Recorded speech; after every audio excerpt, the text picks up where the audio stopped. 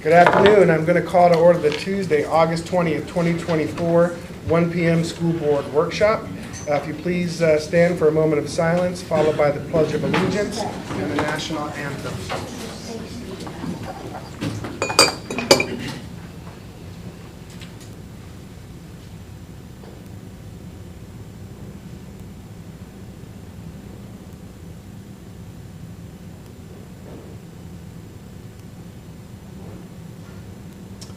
Please join me in the Pledge of Allegiance. I pledge allegiance to the flag of the United States of America and to the republic for which it stands, one nation, under God, indivisible, with liberty and justice for all.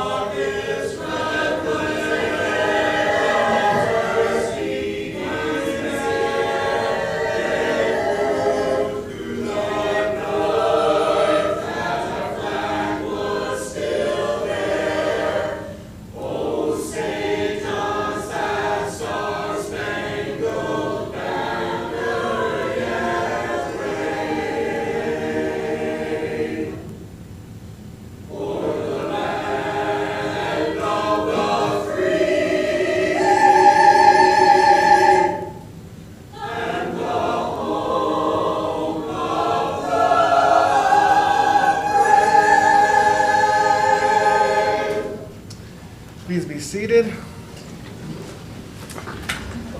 We'll now do roll call. Cheryl Massaro, present. Sally Hunt. Colleen Conklin, present. Christy Chung. Will Furry. LaShaka Moore. Okay. And do we have any special announcements today? Okay. So we'll move on to liaison updates. Do we have any liaison? Yes? Of course. Okay. They're starting again. Okay, Flagler Tobacco Prevention Partnership. They're starting 2 new SWAT clubs, one at the Carver Center and one at First Academy.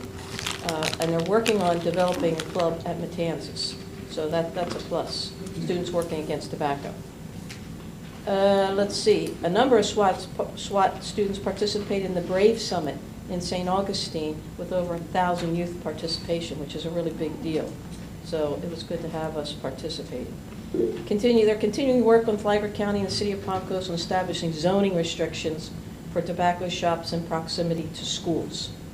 Like the one across from FPC has always been a bone of contention. So they're working on getting zoning so that can't happen in the future. They're also working with the county and the city to establish tobacco-free parks. So that's just for everybody's better health. Focus of Flagler Youth Coalition met, and they're getting ready now to organize the virtual teen town halls for this school year. Once the school board liaisons are announced, we'll get them together. And now we also have a number of students who are willing to do a student group to help plan and be involved. So that is really good.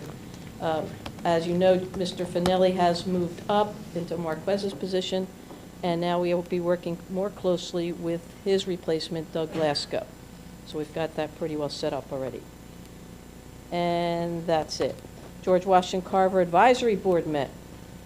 A draft of the revised group bylaws were reviewed containing all changes. They had to rewrite most of the bylaws because of the new ILA. So they had to change the name, and they had to change a lot of participation information. That'll be voted on at the next meeting, since you can't vote on bylaws the same day that you present them. Let's see. Carver Center's been really busy. They had 45 youth participate in the K-5 Great Minds program that was sponsored by Flagler Education Foundation, and that was stressing and developing math, science, and reading skills over the summer. And it also had field trips associated with it, so that was a big plus to get kids involved in that. With the monthly senior social hour, where people would come and just have the social senior citizens, has now turned into a potluck. So now they're bringing the food, and it's working out really well. People are showing up for that, which is nice. Who Broke My Egg? Rise Above the Violence program was held at the Carver Center, and that's by Mrs. Gray, whose son was killed. Curtis. And that's really great that they had it, that also, and the Ed Foundation was involved in that. Flagler Cares has continued to provide community assistance every other Wednesday from September through July for anybody that wants to come in and find and talk to them and find out how they can be of assistance to their groups. And they'll continue that. It starts again in September. The Masons from Espanola Lodge hosted a back-to-school event and distributed backpacks and school supplies. It'd probably be a good idea in the future to get all of our dates. There's a lot of little groups that are doing backpack giveaways too, so we all aren't doing it at the same time frame, and I think that's what might have happened at this one. City of Bunnell is working on renaming Drain Street after Pastor Henry. Oh, nice. Yep. That was really a neat thing. And then Hammock Dunes Cares, that is the group that donated so much money to PAL to help renovate the facility, and that's what they have been doing. They're continuing on October 14th. They're going to sponsor a field day with lots of things for the community and kids to do on October 14th. Student Services, along with FTC, are working with the Public Safety Group, developing ways to provide a possible GED program to community members in the old Road to Success space. That's it. I'm done. Thank you. The only thing that I'll add is, Cheryl, when you were going through that, I was struck, when you talk about Carver Center bylaws, it hit me that Miss Daisy was not a part of that this go-round, and so I'm thrilled to hear that she'll be recognized, with that main. Carver's also, they ordered a coquina rock that they're going to place at the field at the Carver Center with a plaque inside of it attached to it. So that's also in progress for Pastor Henry. Great tribute. Well deserved. Yeah, so Yeah. thank you for sharing that. I Yeah. appreciate it. And that's it for me, Chair. Okay, Yeah, I don't have to. okay. I don't have anything else. Okay. All right, so we will move on from down to adoption of agenda. Any changes to the agenda, Superintendent Moore? Yes, I do request that we make a few adjustments for some of the presenters that we have. 8.01 be moved to right after public comment with Mr. Whitson, as well as 10.01 and 7.02 in that order. And then we continue with the rest of the agenda. Okay. So in consultation with Attorney Delaney, we're going to put in a new practice on all our meetings, even workshops, that we're going to motion and vote on adopting the agenda with or without amendments that we have. So at this time, I'll need a motion to approve the agenda. Move approval. Okay. Second. A second from Ms. Massaro, and all in favor? Aye. Aye, okay. So we will move forward with today's agenda and now move on to public comment. Do we have anybody signed up for public comment? No one signed up for public. No? Okay, see no one approaching, we'll close public comment and move on to item 8.01, First Amendment to the Flagler County School Board Impact Fee Credit Agreement with Capital Alliance LLC. Mr. Whitson. Mr. Friedman, welcome. Chairman Ferry, members of the board, Ms. Moore. We have Attorney Wilson on the phone with us if you need to ask him any questions, but I'm going to kind of keep this simple. Most of the time I'm bringing you brand new agreements. This one is quite a bit old. It was done back in 2022. And so the agreement that you have in front of you for consideration today is an amendment to the original agreement that was done back in 2022. The need for the agreement is that, bottom line is that the developer, who by the way has agreed to the amendment, his initials and signature on it, hasn't paid. They paid around 1.1 million, but there's a balance due of around 1.8 million. So the purpose of the amendment is to guarantee payment on the schedule they've agreed to, and we're presenting it to you for consideration. And if you have any questions, myself, Mr. Freeman, and Mr. Wilson are available here by phone. Okay, great. Now I have just one question. What happens if they don't pay? What is the scenario if a group, not necessarily this group, but any group, does not Well, meet the contract that's been? I defer to Mr. Wilson, but my understanding is that they basically, once we appeal back to the jurisdiction that they would be involved in, they would not issue them any further permits. Yeah, wouldn't So it- they wouldn't be able to pay because they wouldn't be able to develop Okay, but if they already have roofs under construction, some. they would, right, so they would be able to continue those. And Right, but then they going wouldn't get a new from one this- until they paid. That's right. Okay. Yeah, I was curious. I didn't know how that worked. So we're just changing the Well, the schedule of it? Can I, if I Yeah, can help? go a ahead, little bit Chris. To Yeah. to answer your question, the original agreement actually didn't have that in it. It didn't have that default provision that said that the county has to stop issuing permits. So that was something in this particular one, because they've already failed the first time, now if they fail again, we'll be able to notice the county and they'll stop issuing permits. So that's a pretty big hammer. What Well, were- Chris, what were the shouldn't we have remedies? that, wouldn't you No, it consider? should be in, it should be in everyone. every agreement. Yes. I was not involved in the original agreement. But Okay. they agreed to this amendment, right? Yes, correct. They have signed it and agreed to it. Yes. In the future, though, we will now add that penalty clause just for their Absolutely. benefit too? Yes, So, but absolutely. I wanted to just, since we're talking about this, that most contracts have a consequence for default, right? So whether it's written or whether it just happens as a result, right? There's some consequence. So the way this contract is written right now was a consequence just not written in. What, can you answer that? It was Right. silent on the It remedies. didn't really have provisions for what happened. Default. Okay, so there were. So they haven't paid, so they're in default, so we defaulted them and we negotiated what's before you. All right, but I just for future reference also. So when there's a default and we're owed, 1 is it 1.8 million? 1.8, yes, Yeah. sir. Then at that point, is that essentially like a lien on the real estate there that we would, Yeah. It depends. It depends. I think if we're talking about a proportionate share agreement, which is reported against the property, an obligation of whoever the current owner of the property is, I would say yes. If it is this particular agreement, I would like not to try to belabor a lot on this particular agreement because we will hopefully never enter anything like this again. So this one's not drafted that way. okay.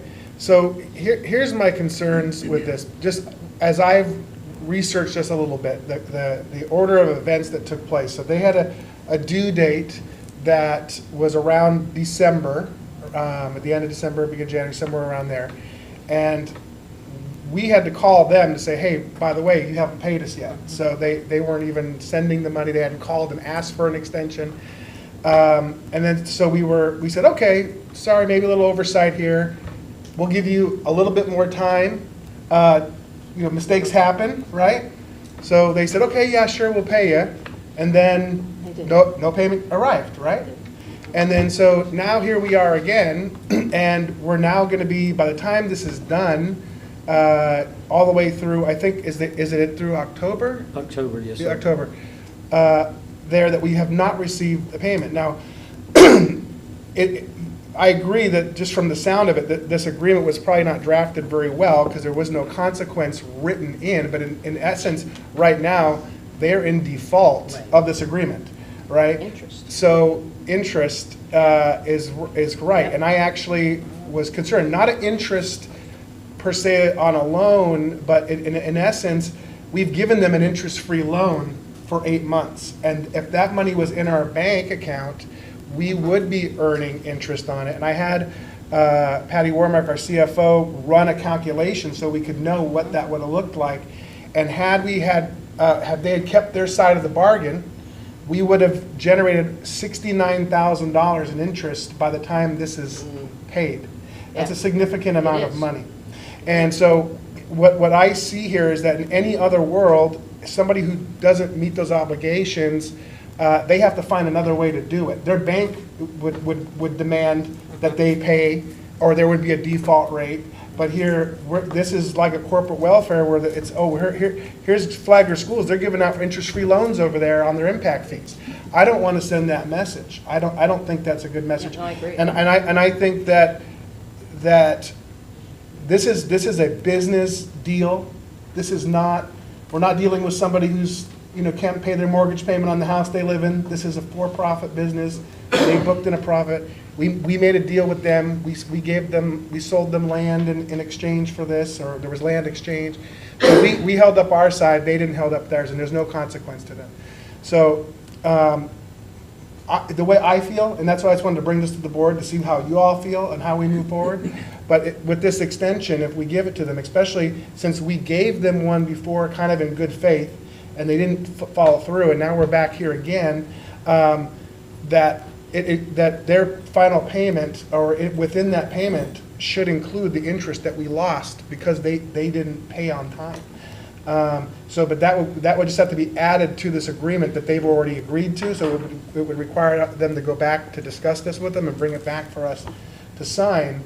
But I think that is, in the scheme of things, that is not an unreasonable request, personally. I agree. Is it a legally sound? I think it's great. I just, have you, I'll have Chris. Chris. or Mr. Delaney. I did speak with Mr. Delaney. He didn't see anything in the surface of it in the conversation that it would be, because it was told to me this is a new agreement. This extension agreement is a new agreement, so the terms of the agreement are what we all mutually agree on. So I'll let the attorneys take it from there and see if I understood that correctly. attorneys, before you answer that, as far as the two options there, where they could sign off on that, of owing an additional $70,000, or just not signing it, because we didn't have in the original contract any consequence, do we have, can't think of anything other to say than like a leg to stand on. What am I trying to say? Are we, what's our position Grounds. We have power? grounds to stand on. Do we have grounds No. to stand on, because of the Let me- original contract? Yeah. Yeah, let me help. It's a new agreement, this is a new agreement, and we do have the ability to negotiate terms.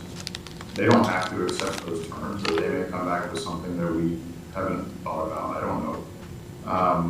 But the direction from staff was, we at the school board would want to work with these folks. They had closing scheduled, which was supposed to happen last week, and then we delayed them with the default. And that's the first payment is from the one closing, and then they have another closing in the middle of October, which is why we gave them a little more time to get that done. So our direction was to try and work something out with them. And it includes the language that says, hey, if you don't pay us, you don't get any more permits. And so we didn't look at it from the interest side of it, and we certainly can. If that's the board desires us to go back and negotiate that, we certainly can. Chris, has this ever happened before? I mean, in any agreement? Are you aware of where, maybe not to us, but I mean, it could happen someplace else, as I'm thinking. I mean, it's a negotiation, it's a contract, so if there's terms that we want to include, we can go back and try to have it included. It's a lot of money. Yeah. I would support what Will is saying in the sense that whatever we do is going to set a precedent. Right. And I think if we don't handle it in the correct way, it's going to send the wrong message. So I think going back, negotiating for the interest payment may then just set everybody ablaze to do it again. rectify the situation. Yeah. But more importantly, it sends a message, I think, which we want to send to anyone else who enters into this agreement. We are serious. This is not something to take lightly. And if you don't comply, we will then go to the next level, which would be basically freezing the ability to pull permits.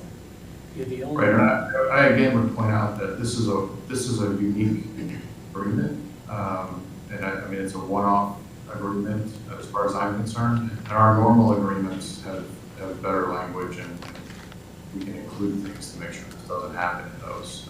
This is an odd document and an odd agreement.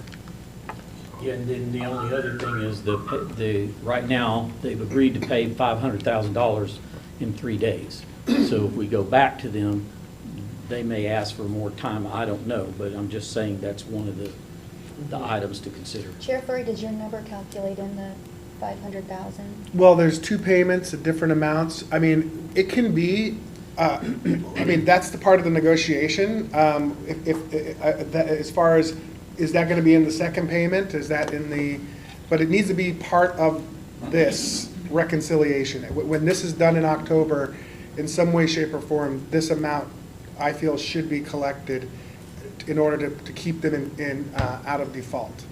That's what I. And it so- is, this is the second time. It's not, they already got a free Right. pass the first Right. time and ignored it.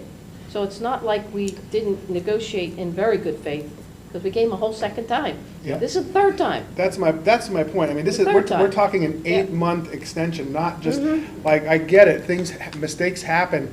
Okay, 1 month, 2 at the maybe, but, I mean, 10 months later to come in without any concept, and at our expense, because this is We're something losing. we're losing. Yeah, we're losing. If So, I can provide some color, it's our understanding, based on the conversation with these folks, is that the delays have been in permitting with the Water Management District and with the Corps in getting their permits done. And so, I mean, we all live in that world somewhat, we understand that. The communication was very poor, there's no doubt. They did not come to us when they should have. They didn't, they didn't reach out, they didn't try real hard, we had to chase them down. So that part is 100% true, but I guess, as far as a typical delay, it would have been better if they had come to us hat in hand and said, hey, we're having this delay, how do we solve it, as opposed to us chasing them down. well, just in response to that, this is a corporation that has advisors, they have a team of people that keeps their projects going. And you don't wait to do default to negotiate help, right? You come beforehand. These things obviously can be forecasted. Hey, we're having delays with permitting. You don't find out months later after the fact. You can kind of forecast that ahead. So, had they come 3 months before this was due and said, hey, we're running into some troubles here, that's one thing. After the fact, I don't see that way. I see that as excuses at that point. Because if you really were meaningful in that, from that perspective, you would have come up front and asked for the help later. And the mere fact that we had to call them to pay us, they never reached out and said, hey, we realize we owe you and we're late. They didn't even do that. So again, yeah, communication has been poor. So my view is that in any negotiation, in some way, shape, or form, we should be collecting this amount before, by the end date that they set. But Chair Furry, we're not even asking for anything above and beyond. It's really, to me, that's not including any penalty, right?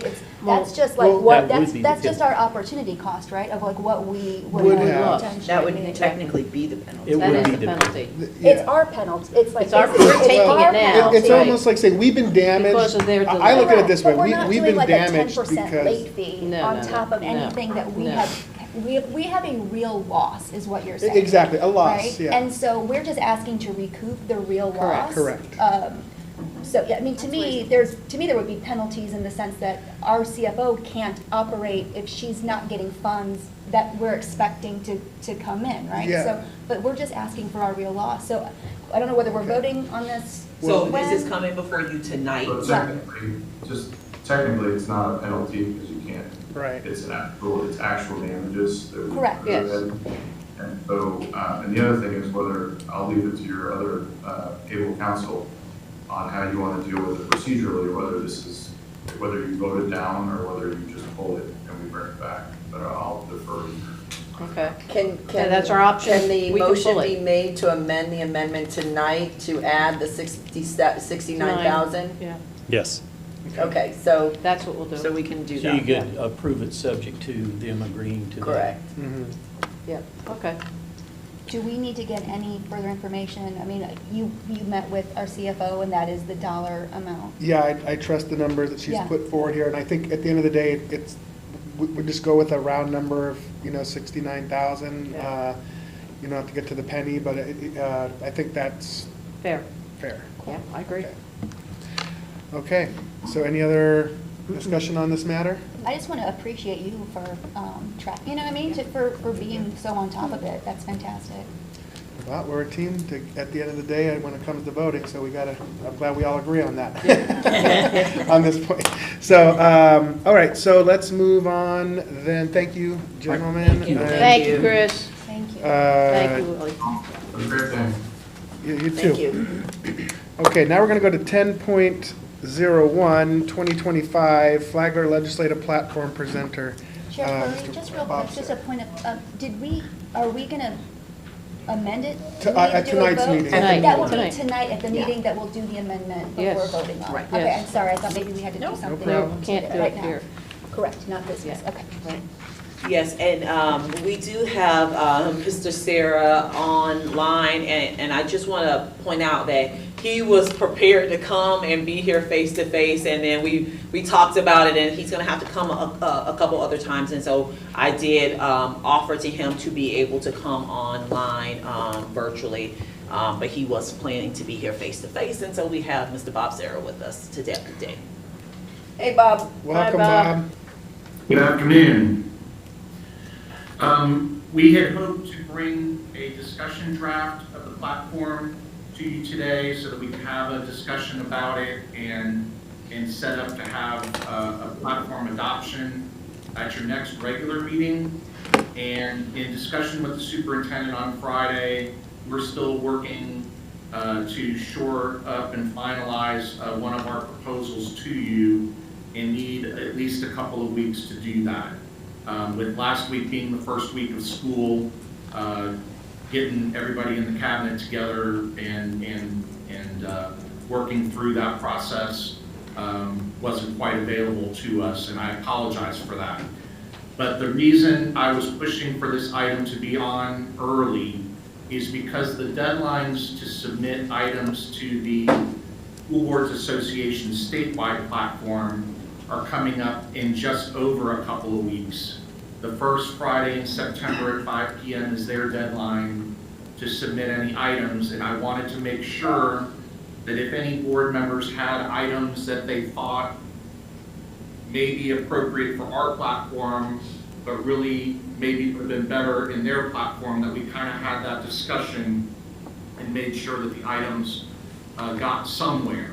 I appreciate that each of you took the time on Thursday and Friday to talk with me about your priorities as it relates to the next legislative session and hear a little bit about what some of our ideas were for the discussion draft. And I think that's going to help carry us forward when we do the actual workshop in 2 weeks. In your board docs, there's a informal document there that talks about some of the recommended, I call them rules that you should consider as far as when we put our discussion draft together, what we want to kind of have as parameters around it. The legislature has made it clear that they don't want a menu of a dozen different requests. They want one or two or three priorities. It has become commonplace in the last several years that local projects have been funded in the budget. That wasn't always the case, but it is now. And my recommendation to you is that we should have one, and we're working on that proposal for you. In addition, it's my recommendation that the items that we put into the local platform are items that are much more important to Flagler County, to our citizens, our taxpayers, our students, our parents, than to just any school district in the state. So there may be issues that are really important, but if they're statewide issues, that we push those to the statewide platform, because they're also only supposed to have one or two or three priorities that they're seeking at that level. So there's a document in your board docs about kind of those procedures that we're hoping to to have in our recommendation for your discussion draft, and we're basically 2 weeks, I think, from having that for you. It's, if we end up getting that scheduled for the September 3rd meeting, it'll be John, Sarah, that will be with you in person for that meeting, and we'll have that discussion at that time. But if you have any questions for me now, I sit here ready to answer them. I have one about the local project. So, we had the 1.6 ask for the expansion of the FTC building. And, it did make it into the budget, but then as, not just ours, but many across the state, these special projects were vetoed. Do you think if that is, should we be going, if that is still where we want to go, should we be bringing that one back in, or because that was vetoed, should we be looking at a different project to present, or do you think that even had any impact on it, the decision? Yeah. Hey, Bob, just a question before you answer. My understanding was the governor vetoed a lot of those CTE projects because of the $100 million that was put into Project REACH and the REACH grant opportunities. So I agree with Will that we absolutely should have an ask, but my concern is the expectation was, and most districts have kind of moved in that direction to apply for that REACH money. And so I guess my question is, should we be applying for the REACH money and come up with a separate local initiative that may not be around CTE, since the word on the street was that was why all of those requests were, canned?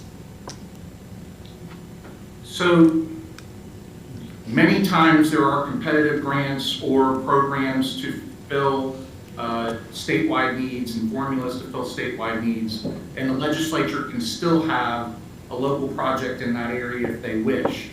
But the governor in this case has decided that he had two things I think that were important in his decision. One is he wanted the total dollars in the budget to hit a certain linchpin point, and he hit that number. And the second was there was this fund that he could point to say, I still believe in CTE programs, it's still very important to the state, and I believe it's still important to the governor. But in this case, that's the feedback that we received as to why this was vetoed, even though the governor still believes in CTE. If the governor had vetoed this just in general because he needed to hit a number, I would say to you, we should probably ask for it again. But if there was a policy reason, and there sort of is, even though it's not a direct statement, it's sort of a hinting, I think we need to read the tea leaves. We need to definitely apply for that other grant program, and we need to look for a project in a different area. So the superintendent and her cabinet are working on developing that, and we're looking for input from a number of different places. But I'm disappointed that the project was vetoed, and I think it was probably very close to getting through. But those two reasons were kind of what were our final barrier for last year. Yeah, I mean, we weren't alone. Everybody's CTE project got vetoed. But that's the reason why, so it makes sense. And that was a little bit of our, one of the main parts of our delay, because, of course, we're thinking, let's go back after this. We got extremely close with it, continue to apply for other dollars to be able to bring this forward, but it still remains a priority. And so that really is one of the holdups is, do we go after this, or do we need to look at another project? But when we look at the priority here right now, that is our priority. And that's what we do need, and we have gotten dollars that have allowed us to do some of the work, but we still need to focus in the area of being able to expand our Flagler Technical College. Superintendent Moore, can you explain, just maybe if it's just for the benefit of the public, writing grants takes forever. Applying for these different buckets of money takes, I know, a lot of work. Can you speak at all to, because where my mind is going is like, why didn't we apply for that already? So what is your direction of like what you go after, you know, because again, it takes so much time. So if it was like a 5-minute ordeal, you'd probably go after everything. But I don't know if you can add any Yeah, we have definitely applied for several grants that are available. We have received some of them, and I don't want to call out names because I'm going to miss a grant that we did receive. Because we just did a portion, and Dave, I'm going to put you on the spot. We just did, what was the update that we just did to FTC in their main building? We just added, Yeah, if you can come up. So we have applied for dollars and we are utilizing the dollars, but this will allow for us to expand the program even more because that's what we don't have right now is space. Right, and that's exactly what we did. We converted some of the office spaces to a classrooms, and then did a major modification of the HVAC in that building and created the lobby up front so it's a secure lobby. So that's pretty much what we did. So we have been applying, we will continue to apply, but this board really has to make a determination. Do we continue to go after what is a priority to us, or do we look at a different priority? Had legislation not rolled in that they're going to look at the safety formula, then I would say that is really what one of our priorities will be, but that's already in there. We know that that's something that we need to work collectively with our sheriff's office. But our project from last year remains a priority for us at this time, and so it really is, do we go after it or do we not? So I have no doubt it's a priority. Bob, what are you seeing other districts do? My only concern about, I mean, look, we had the Speaker of the House, who was our speaker, and we Yes. didn't get it last year. Right. And the reason had nothing to do with the quality of the proposal. It was strictly a policy issue with the governor's office putting this money in a bucket.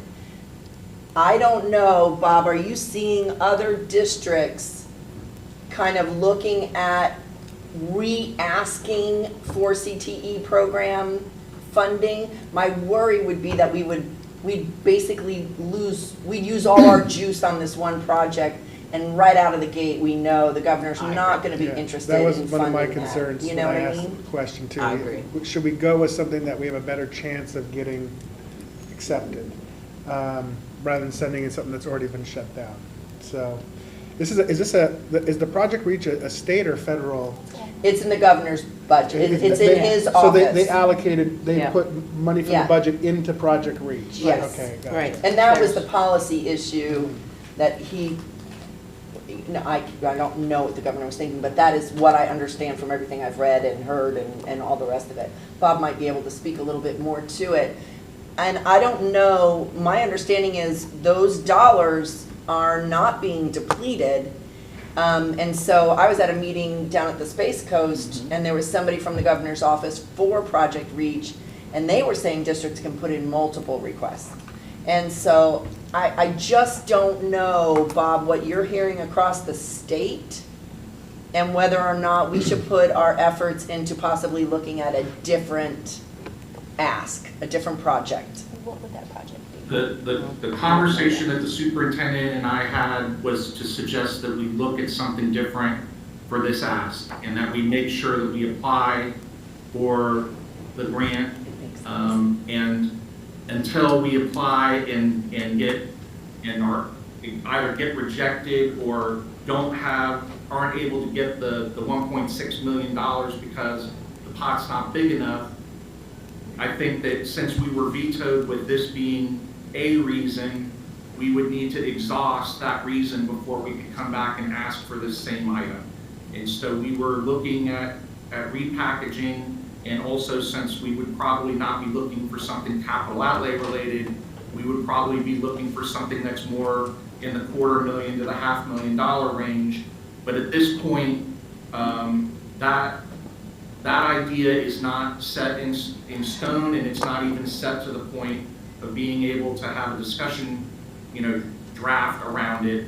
And so I think the direction that we're going to take is to try to develop something else that is important, that is definitely needed, that is reflected in a priority that's been deferred because of lack of funding, and that we essentially, or an opportunity that could be accelerated if it was funded, and essentially hope to have that for you for a discussion in 2 weeks and for you to adopt in about a month. And once we have the discussion and have the consensus around it, we can start building local awareness about the priority and start getting the community involved in advocating for it and start, gearing them up to understand what the opportunity is.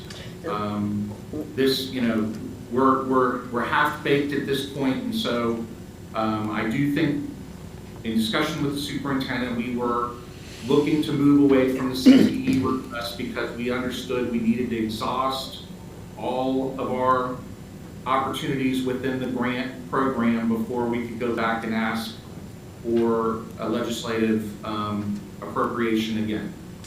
Just a thought. We heard Superintendent Moore this morning talk about the impact of really VPK, right? The need for students to come into kindergarten ready.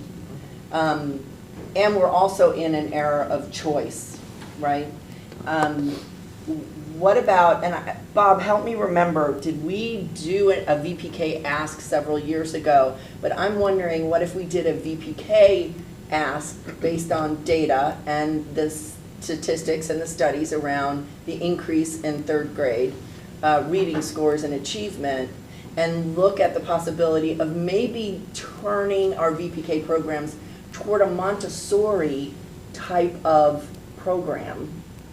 It just, throwing something different out there other than CTE.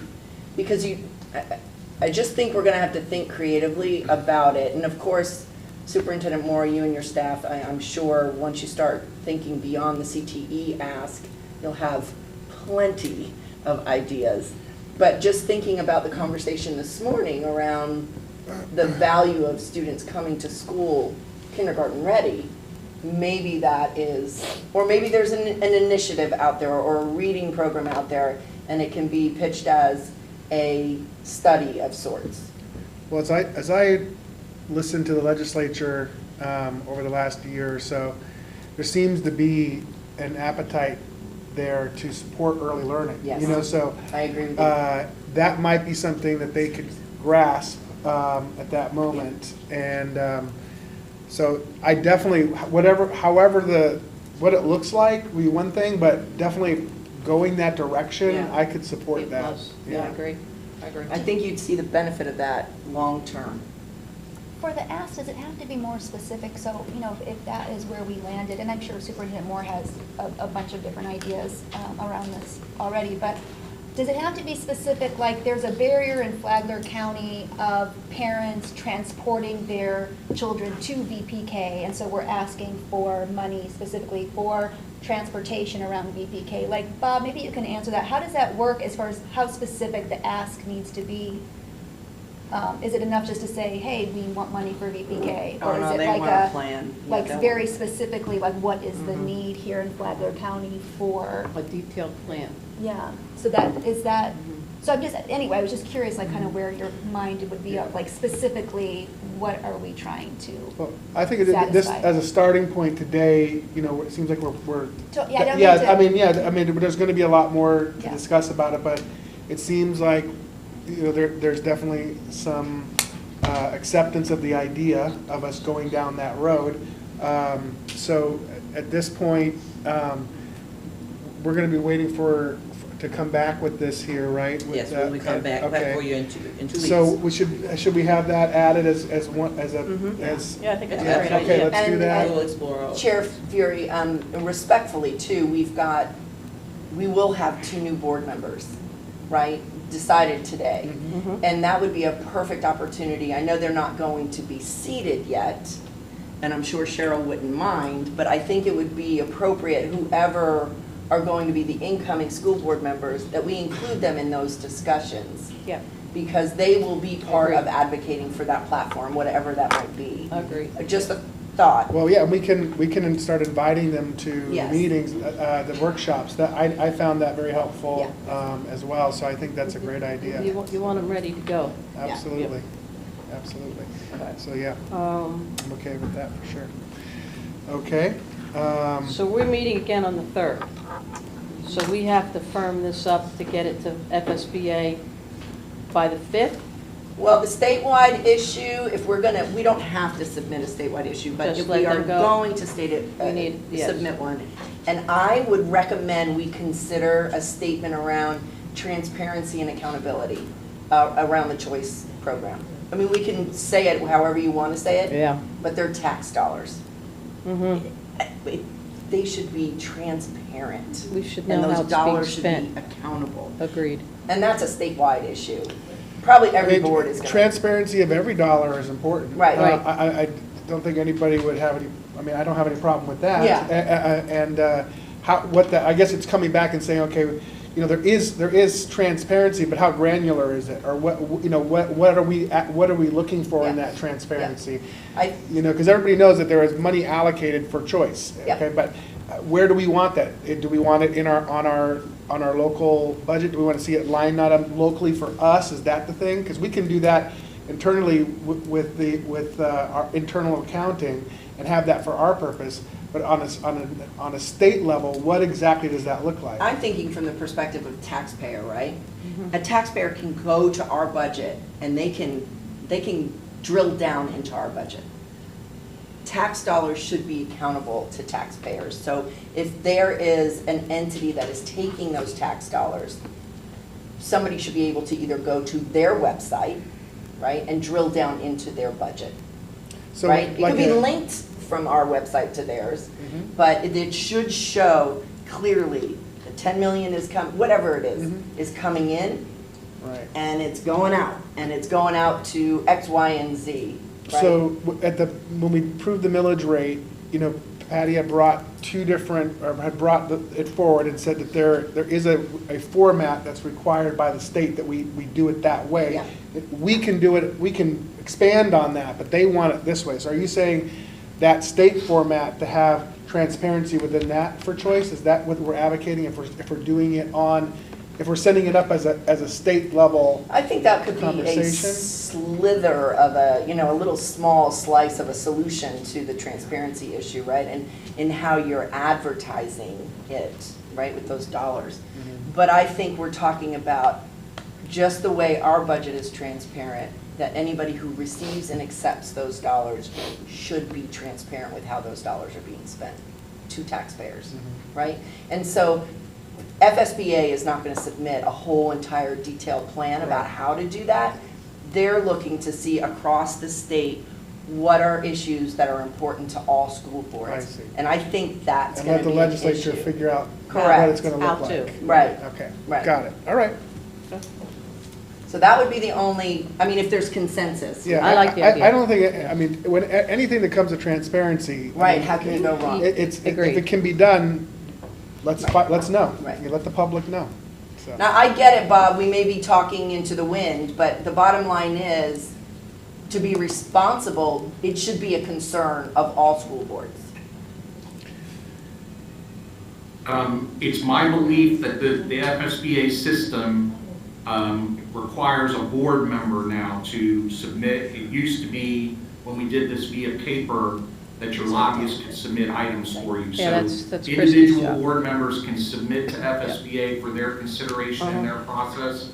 And I just wanted to make sure that folks understood that if what they were proposing was a statewide issue, that we went ahead and submitted it before the deadline into their online portal. I didn't want items to be lost because of timelines. So Bob, Christie is our Legislative. our new FSBA legislative delegate. Uh-huh. So would she submit that, or are you submitting that on our behalf? I was just trying to say that I don't believe that I'm allowed to enter that She has system, to. to Okay. enter something on your behalf. And I believe that any member of FSBA, any board member can submit the item. It doesn't have to be Yeah, your it's delegate is involved in their process to winnow the ideas down inside of their process, but that any of the board members can submit the idea through their portal, and then it will get considered within their process. And I just wanted to make sure that none of our individual board members were holding an item for our platform. Got ya. That was really a statewide platform that should get submitted to them. So if we're talking about, fiscal accountability around parental choice, then that should go to them, because that's not an item that's more important in Flagler County than it is in any other county, Right. because all counties are dealing with parental choice. And so that's why I wanted to have this discussion now. And, between you, any one of you can submit the item. If it's important to you, then submit it.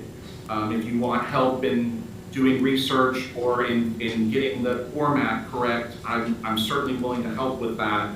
But it's a board member that needs to electronically submit that under their rules now.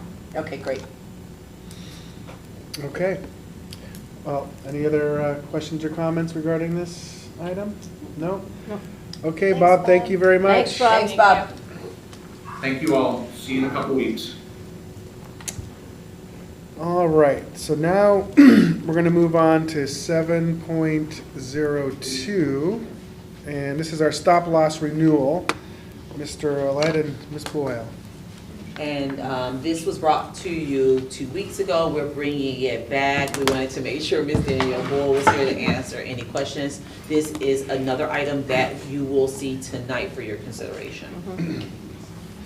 And Chairman Furry Board, exactly as the superintendent said, the stop loss, and we had the discussion of the famous new term that the laser, so to speak. And I know that while I did my absolute best to describe it to you, I figured best bring an expert. Without further ado, Ms. Boyle, where we're at is trying to kind of just share the difference between this year's stop-loss contract and last year's, as far as the addition of that high-cost claimant. Good afternoon, nice to see you all. Welcome. I think that this will be a pretty straightforward explanation, so just bear with me. You had a favorable stop-loss renewal this year. Actually, we were able to get you a decrease on your expected claims liability because of some changes that you had made in last decision-making process, which was a lengthy one, but you made some great choices, and the stop-loss carrier appreciated that value. So the expected claims is reducing. So your maximum liability is actually going down under either the laser scenario or the non. So that's your best. The other point on that is they provided 2 different stop-loss options to you, but one of them made no sense financially. So I'm going to talk you through that one first. It was your as-is renewal. So you have a $225,000 stop-loss, which is the most that you'll pay for one person's claims in a policy year. So that's called your specific or individual stop-loss. If you were not to take the laser option, that option would have increased your premiums by 39%. Not your overall funding rates, because that can kind of get confusing, but your stop-loss premiums would have increased by 39% or $263,000. Holy moly. Wow.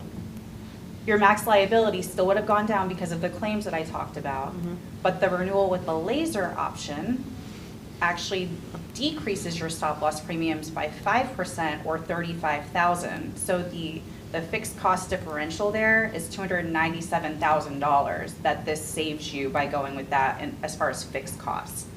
Now, what a laser is for one person, you have one sick person that's on your plan that has cancer, and they're on a monthly cancer medication that's really expensive. It's $325,000 is expected for the year, and it's ongoing. And so the stop-loss carrier, as a way of kind of offsetting that known expense, as long as that person's on your plan, those claims will likely materialize unless her treatment or his treatment plan changes.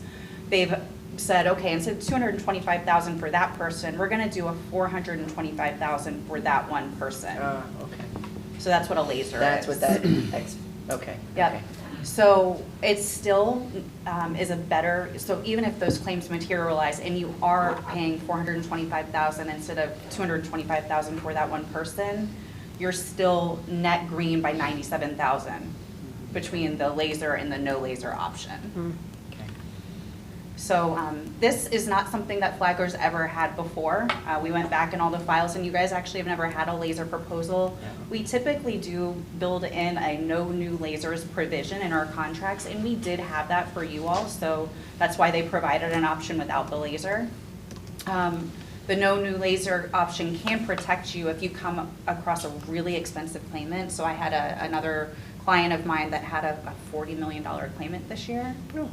It was the highest any of us have ever seen within my office. A medical claim? It was an infusion for a really highly unusual autoimmune condition. Wow. So that was a huge claim, and we were wondering what was going to happen with that stop loss renewal. And so under a situation like that, if you don't have a no new lasers and a 50% rate cap in your contract, like you all have, that they could have had a $5 million laser or more put on for that one person. So that's not the situation for you all. You still have the protections for next year of the no new lasers and the renewal cap, but for this year, the best situation was to take a laser. So would the laser just be like a chronic ongoing condition or? Yes, so if there is a high cost claimant that is out there with there are certain diagnoses that the underwriters will look at and say, okay, this is of concern, can we get some case management notes from the TPA, and they do that. Because of what is projected on that person is where the laser would come in. So if the person was just a shock claim this past policy year, and next year they're not expected to have ongoing, then they wouldn't put the laser out there. If you have more than one high costs, say we have two that need dialysis of kidneys and Yep. replacement, does that still, So for the laser this fit into renewal, this, it's or only just that one one person? person. Right, so if Typically, you get like, another one, you're on identified your by own. name and ID number. Okay, so if you get a second one, you're on your own for that? No, the second one would just have the $225,000 Back stop into that, loss. okay. So it's just the one Everyone person else, then, it's okay. just the one that you Gotcha. have the higher liability All right. on. Okay. So basically, it's when it's predictable that you know you're going to very likely have these costs, and that they're going to be reoccurring, that's when a laser, this is when this helps It can us. be offered. Can be offered. Yes. Gotcha. And because of you said it was 97,000? So if you were to do the laser option and the person hits that full liability versus the non-laser option, you would still save $97,000. Gotcha, because the premium would have been much higher Exactly. on the other side. Okay. Yeah. All right. Makes sense. Is that offered, like how does that come into play? Is it offered to the patient or? No, the patient's not involved in any of Okay. this. This is behind the scenes Insurance. administrative Okay, right. insurance. It's just how much risk you want to transfer to the insurance carrier versus holding. So this comes as from your monitoring, this comes as a recommendation to us? Yes. Okay. All right. Any other questions on this? So we will be voting on this tonight, so if any other questions for Ms. Boyle? Makes all kinds of All right. sense. I'm sure. Okay. Thank you very much. All right, nice to see you all. Have a good Okay. afternoon. You too. All right, so now we're going to go back into the original sequence. We're going to go to finance now. And 5.01, purchasing policy 721. Welcome, Ms. Rock. Good afternoon, Chairman Freery, Board Superintendent Moore. At the last meeting, we requested to increase our purchasing thresholds from $7,500 to $10,000, and then from $35,000 to $50,000. Currently, $1 to $7,500, we only need one informal quote. And we're requesting to increase that $7,500 to $10,000. Some of the benefits are listed up here.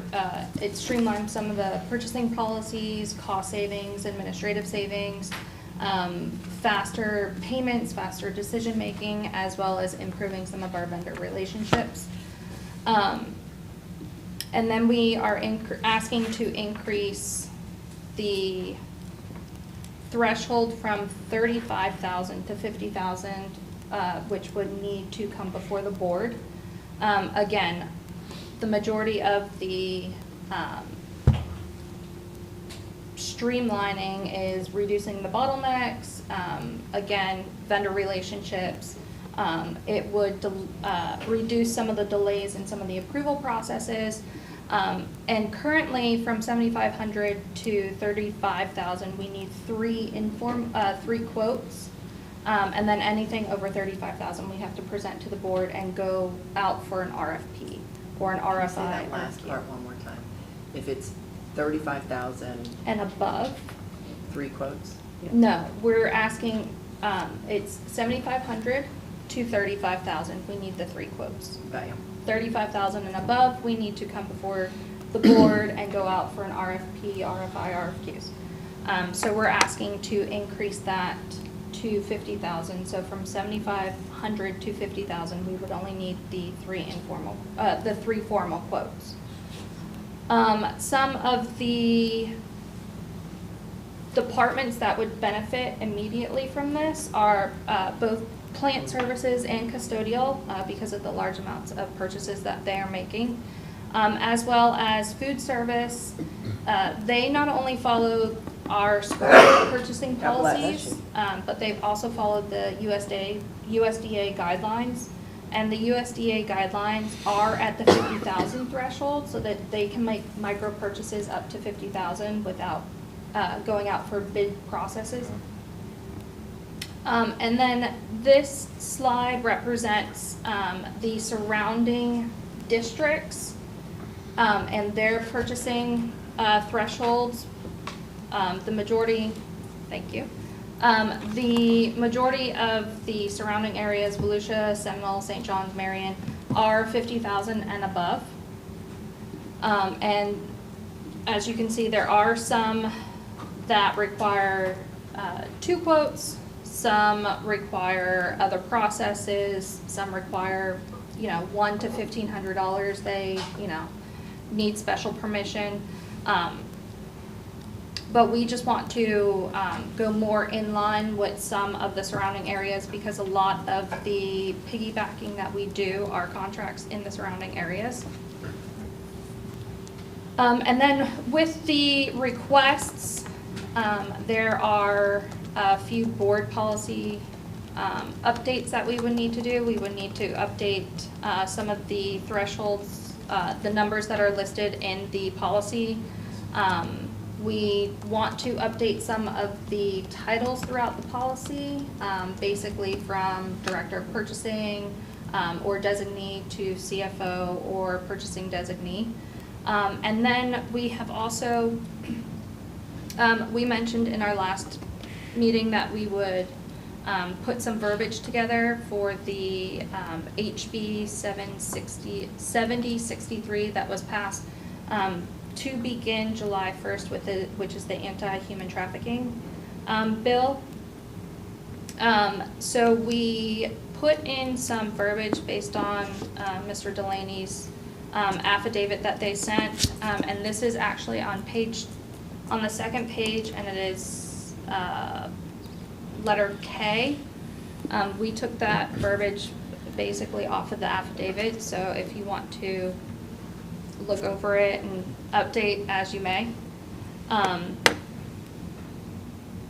And then again, some of the changes in the policy are just the numbers increasing from 7,500 to 10,000 and then the 35,000 to the 50,000.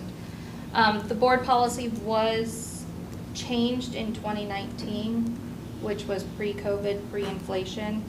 So we're just trying to move along with the market and the economic impacts that we're facing currently.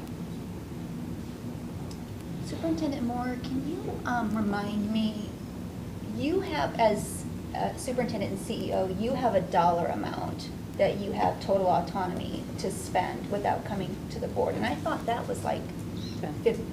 Or 15? I thought it was like 50, so maybe I'm way off. Well, I remember it.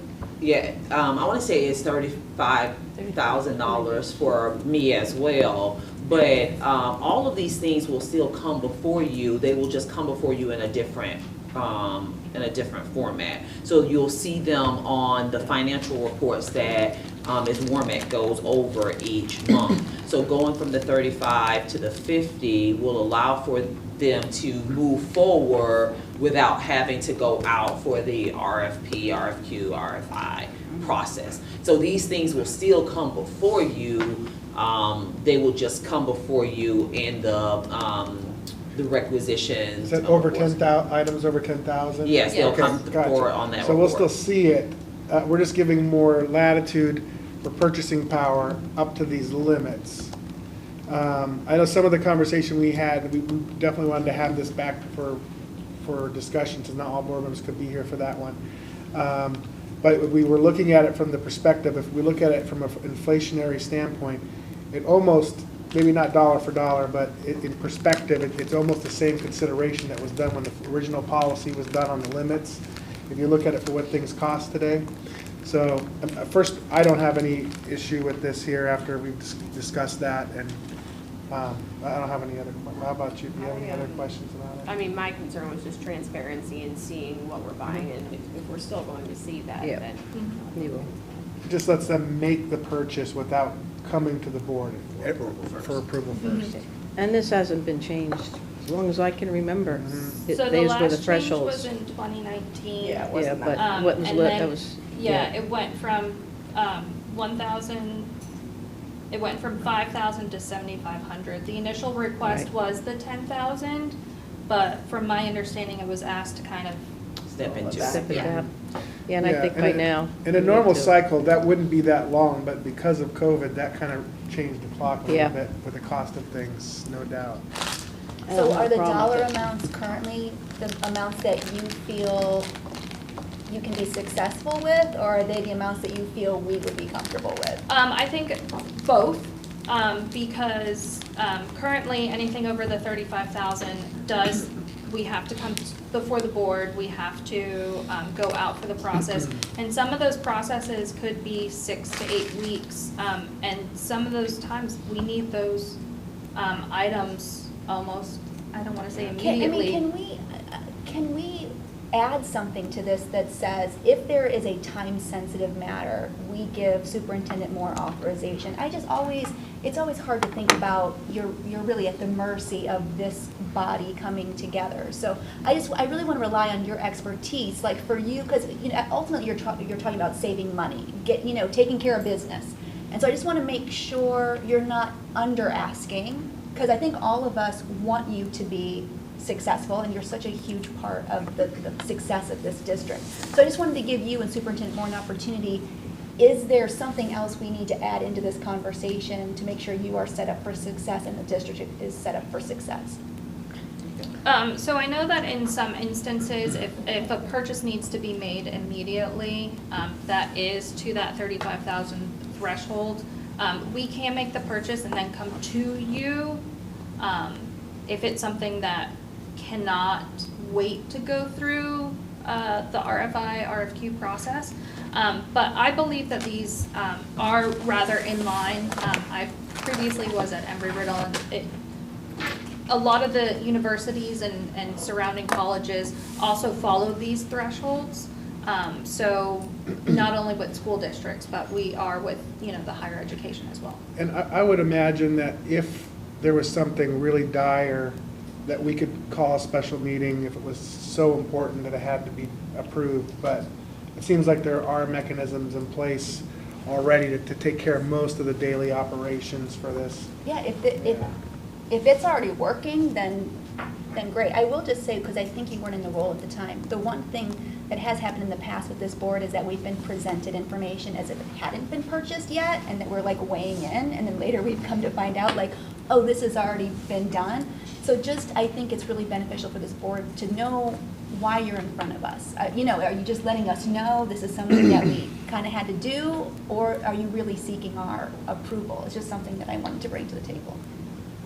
Well, both. I don't think we have made, obviously I've only been in the role for a short time, but I don't think we've made purchases that would, bypass your approval. But with how things have increased in price, I think that this would just more or less streamline everything that we do. And it would provide for better success and relationships with our vendors, and not only our vendors, but with our staff as well, because, you know, the approval process and the delays, not saying that there's, you know, a constant delay, but just making sure that we are able to make these purchases and not have to delay our whole entire timelines. So. So just a couple of things. I would caution us, because these guardrails, if you will, think of them as guardrails, they are meant to help keep us all out of trouble, right? And so when you look at the surrounding districts, you have to keep in mind they are way bigger than us. Way, way, way, way bigger than us. And if you look at the districts that are similar up here, you know, Charlotte County has more students than us, but we are very close to Highlands and Nassau and the rest of them. Again, I would just caution you, even at Riddle, like if we're gonna get something over $5,000, we've gotta get bids. If we're gonna sole source, we'll sole source, depending on what it might be. But those guardrails are meant to really protect the finance department, the superintendent, and the school board, and to get the best price, you know, that might be out there. So I think for our size of a district, I'm talking out as one board member. I'm comfortable with where the thresholds are. If there are purchases that need to be made in an immediate fashion that are above $35,000, you know, we meet twice a month. If we have a business meeting, if there's consensus for the superintendent to purchase or something, whatever it might be, that comes forward at that point in time. But I worry about, I get that it makes things easier, right? I totally understand that. But they're there for a reason. Those guardrails are there for a reason. And we did increase them in 2019. And I don't really have a problem with the 10. It's the above, right? Because that's where you can really get yourself in trouble. It may not seem like it, but it's about $15,000, opening up a latitude of about $15,000. I thought this was more about operational efficiency than convenience. So can someone clarify that for me? For us, it definitely is not about ease, but about how we can be more efficient when it comes to doing the work. Because I get completely where Dr. Conklin is coming from, and we want to have those guardrails up there, and we think even with the $50,000 that the guardrails are still there. But it will allow for us to be more efficient. We still will be getting the 3 quotes, but it will allow for us to be more efficient when it comes to things, especially on the side of plant services. I'd just like to make a comment. I mean, regardless of the surrounding county size, the cost of the contracts are all the same.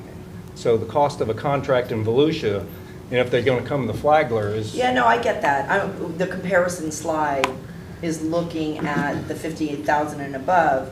All of those districts are much larger districts. And have bigger pots of money, so And there's less correct. risk, really, ultimately, for them. Yes. So I mean, I think I appreciate everything that you're saying.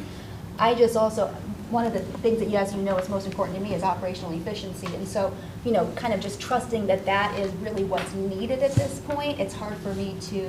I get it. To not trust. And The the other bu- thing that and I'm the- curious about is Superintendent Moore, like what is your pulse as CEO? You know, if we did ever have a bad actor in the district, it is not you. If we ever did have a bad actor, do you have enough of a pulse on all of these So we still will be purchases? getting quotes, we'll still get quotes so we can get the best price. This would allow for us to not have to go out for the RFP, RFQ, RFI for that $15,000 margin that we're talking about right now, to raise that to $50,000. Because right now, there are not many things you can get for less than $50,000. And we will continue to use state contracts and Yes. cooperative And what's the contracts and thing that Cory talks piggybacking. all about with paying for things? We pay for the materials because we get the tax credit. Like, I know you guys are always That's looking the, to. that's the ODPOs, Yeah. the, I mean, I can hear that from, owner I can hear direct that from your purchase team, orders. right? Like, you're Right. always looking to save the district money. So I appreciate that. Be careful. Be careful. Easy to get in trouble with that.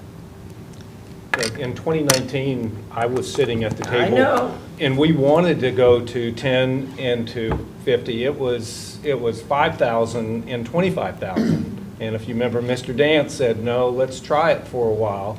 And then COVID hit, and the price of everything is just. That's where I'm comfortable with it, because there's real market changes Yeah. that have happened. We're not just saying, hey, we're giving you more money to spend. I think it's just offsetting what things cost today. And at least from my perspective, that's a reasonable margin for that. If nothing had changed, we may not be getting this ask, right? Possibly, or maybe we would, and we would say there's no justification for it. Yeah. But in my mind, that is a clear justification for some increase, and I personally think that the numbers are, and there are some guardrails still there, and we're still gonna see it on the report, so it's not like it's just gonna sneak by, but. Like if we see 50,000 Bahamas. Then we know we have a Well, problem. that should be a red flag.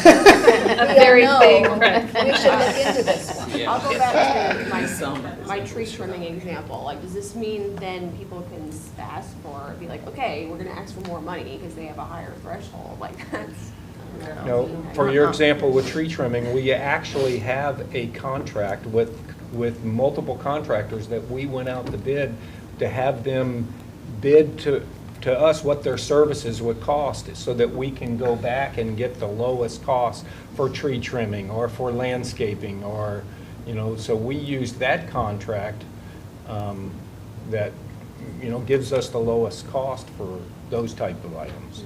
In painting, we did a painting one at one time. I think that one might has expired, I'm not sure, but, for painting of schools and getting the lowest price when we do either exterior painting or waterproofing or those instances. Well, something, Dave, that you just said, which I think is so relevant, is that if I'm a service provider, I don't care if you are a tiny district or a huge district. I have my overhead, I have what I need to make, and I think what we have found, especially like food services, there's only so many service providers or things to go around, right? So I think That's when you would sole source, right?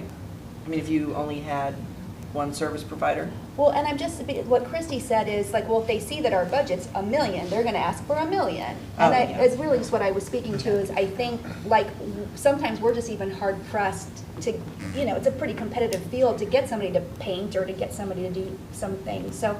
But these are not tied to budget, more tied to just, it's a threshold of allowance. So the budget could be even less than that, because the budget may only be X, but they have the authority to go up to that. So Totally. Right, Totally. so only just for the concern that somebody might be, because everything we do is public, look in there and say, Right. oh, they can now prove up to 10. Well, that doesn't, our budget's not Yeah. there, so it's not gonna happen, Yeah. right? So,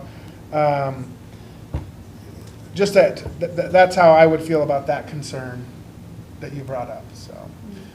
And again, there's the bids that are in there, that's a guardrail, and we still have the oversight. It's a matter of trusting our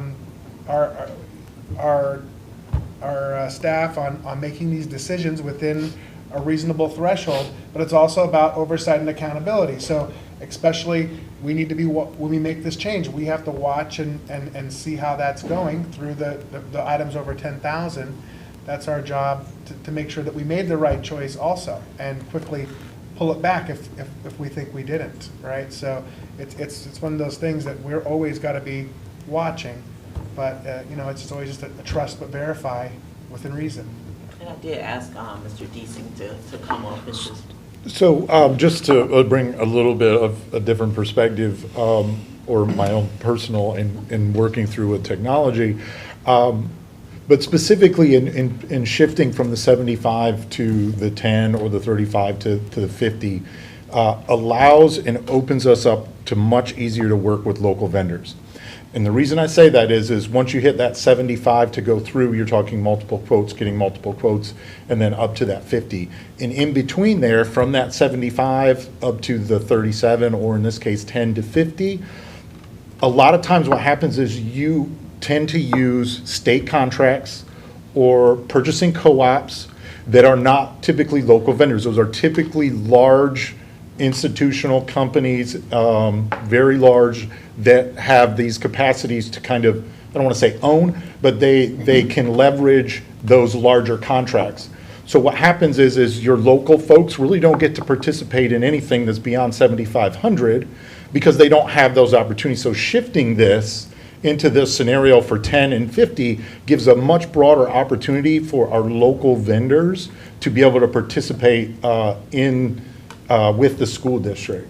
So I see this all the time with things that we're talking about, like working with vendors for like repairing computers, devices. There's folks that can do it, but when we talk about some of these numbers, we end up looking at and utilizing state contract vendors that can do that, rather than having an opportunity sometimes to be able to say, hey, I'm gonna go talk to a local vendor, I'm gonna talk to 3 or 4 local folks, be able to pull that $50,000 threshold allows us then to engage better with our vendor community, local within not just Flagler, but our region.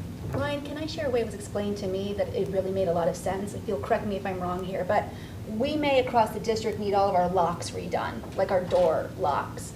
A local vendor could do it for a good price. We're supporting a local family, but they don't have the capacity to spend hours to put together a proposal, right? Like but these large companies have a team that can put together proposals. And so they're on these smaller groups. It's not that we're wasting money because they are still, maybe they could do it competitively. It's just they don't have the capacity to put together a whole bid. Correct, and that's that piece that you get feedback from when we do these RFPs, that our local vendors struggle to be able to meet those requirements to bid. I thought the greatest impediment to locals participating in the process was the required insurance.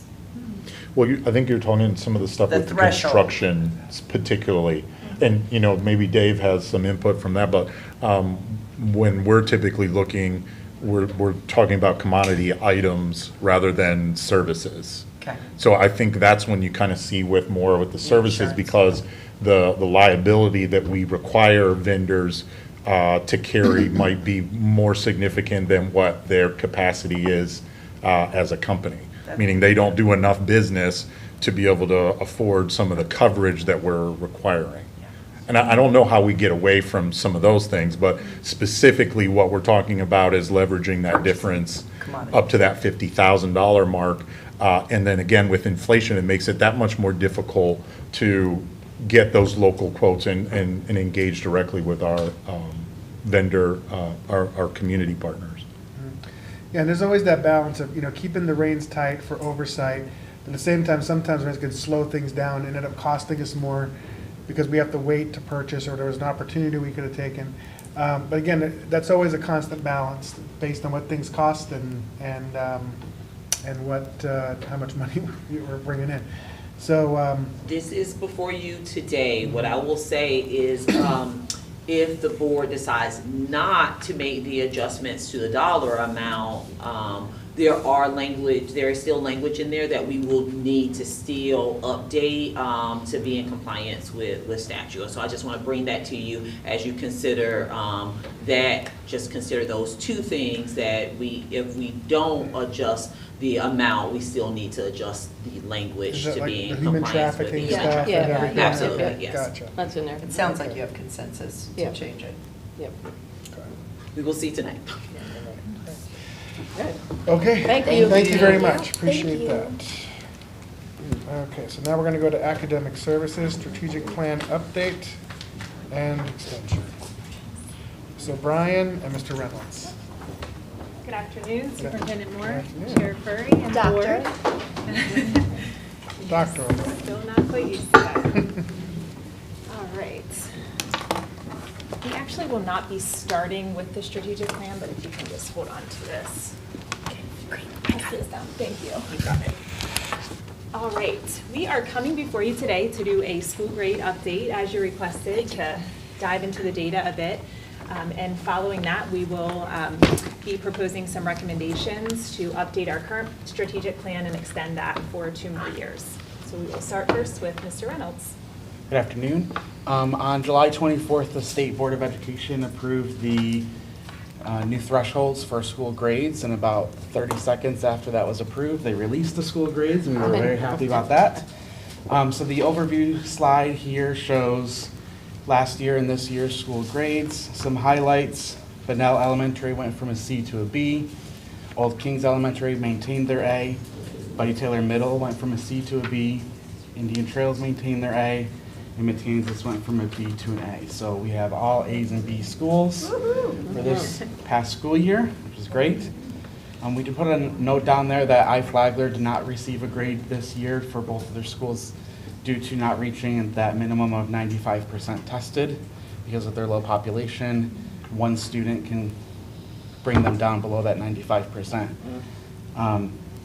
We did want to update you because we came last meeting to present their school-wide improvement plan, and we discussed with NEFEC and with leadership and with FLVS, and we have decided to take that 7023 school code, which was the Flagler Elementary, and we're changing the curriculum to FLVS, which actually moves them to the 7004 school code.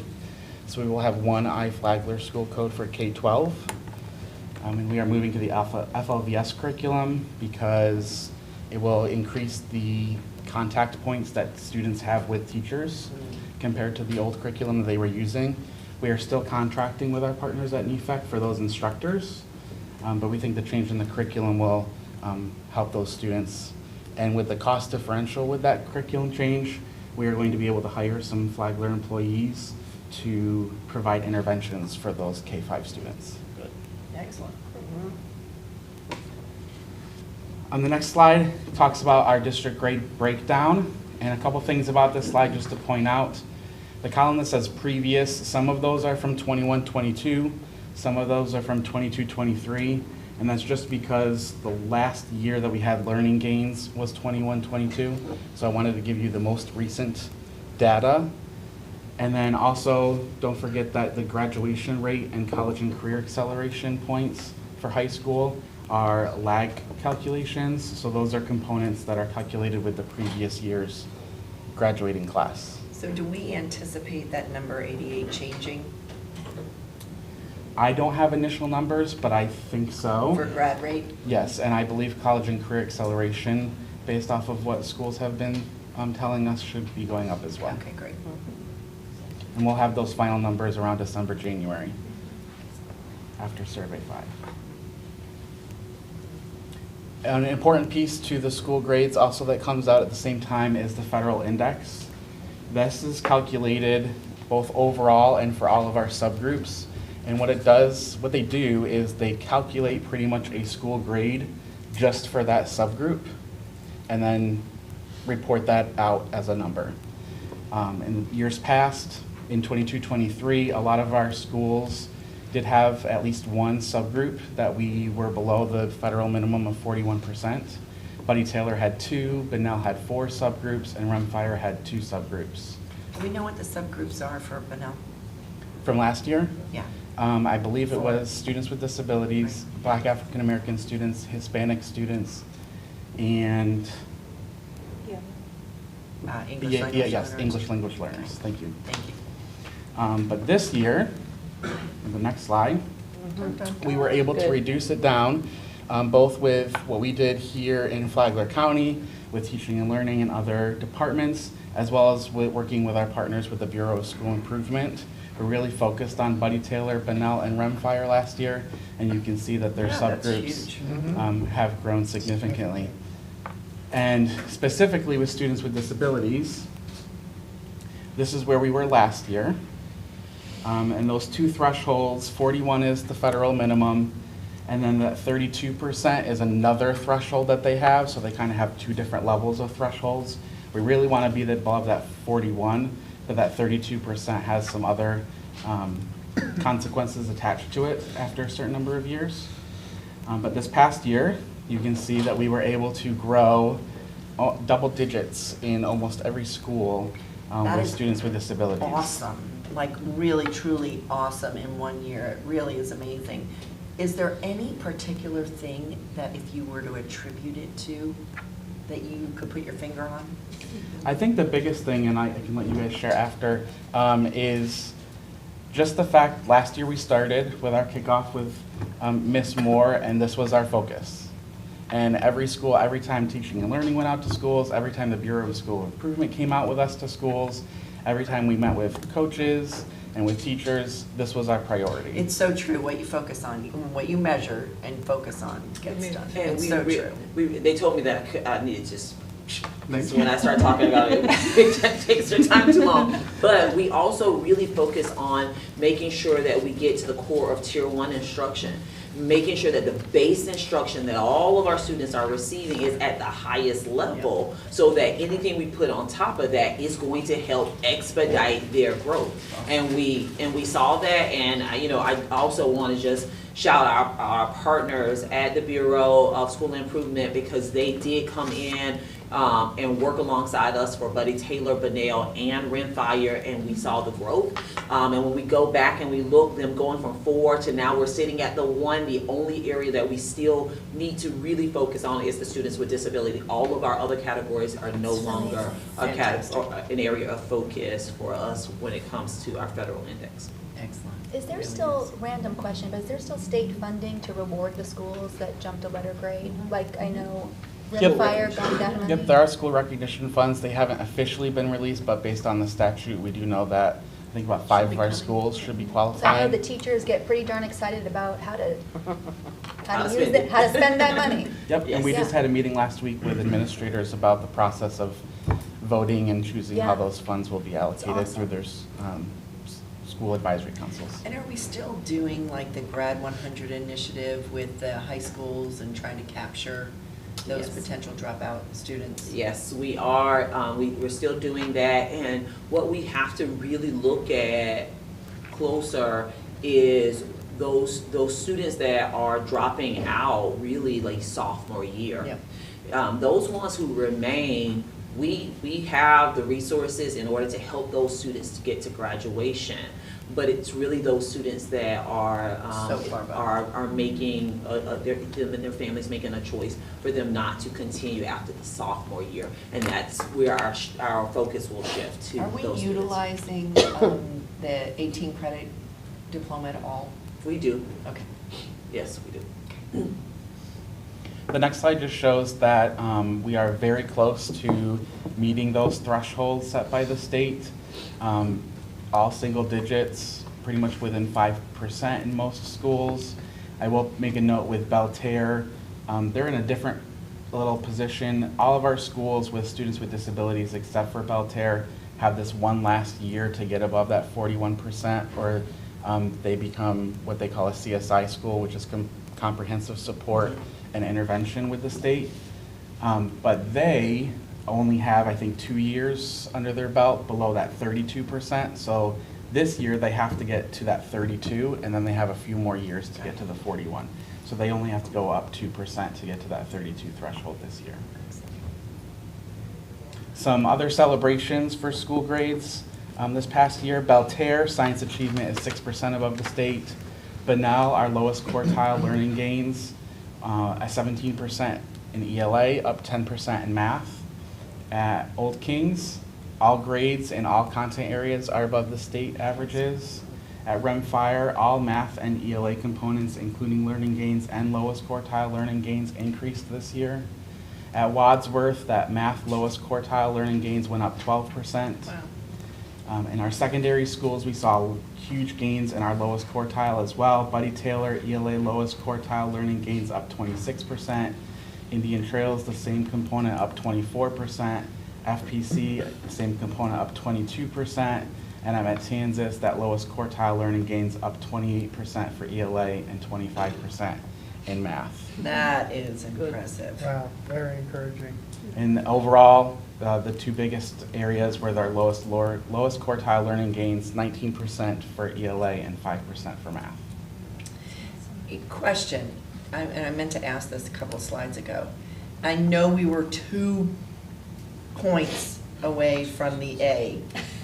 Is there a process to ask for a recalculation to make sure that those 2 points weren't missed somewhere along the way?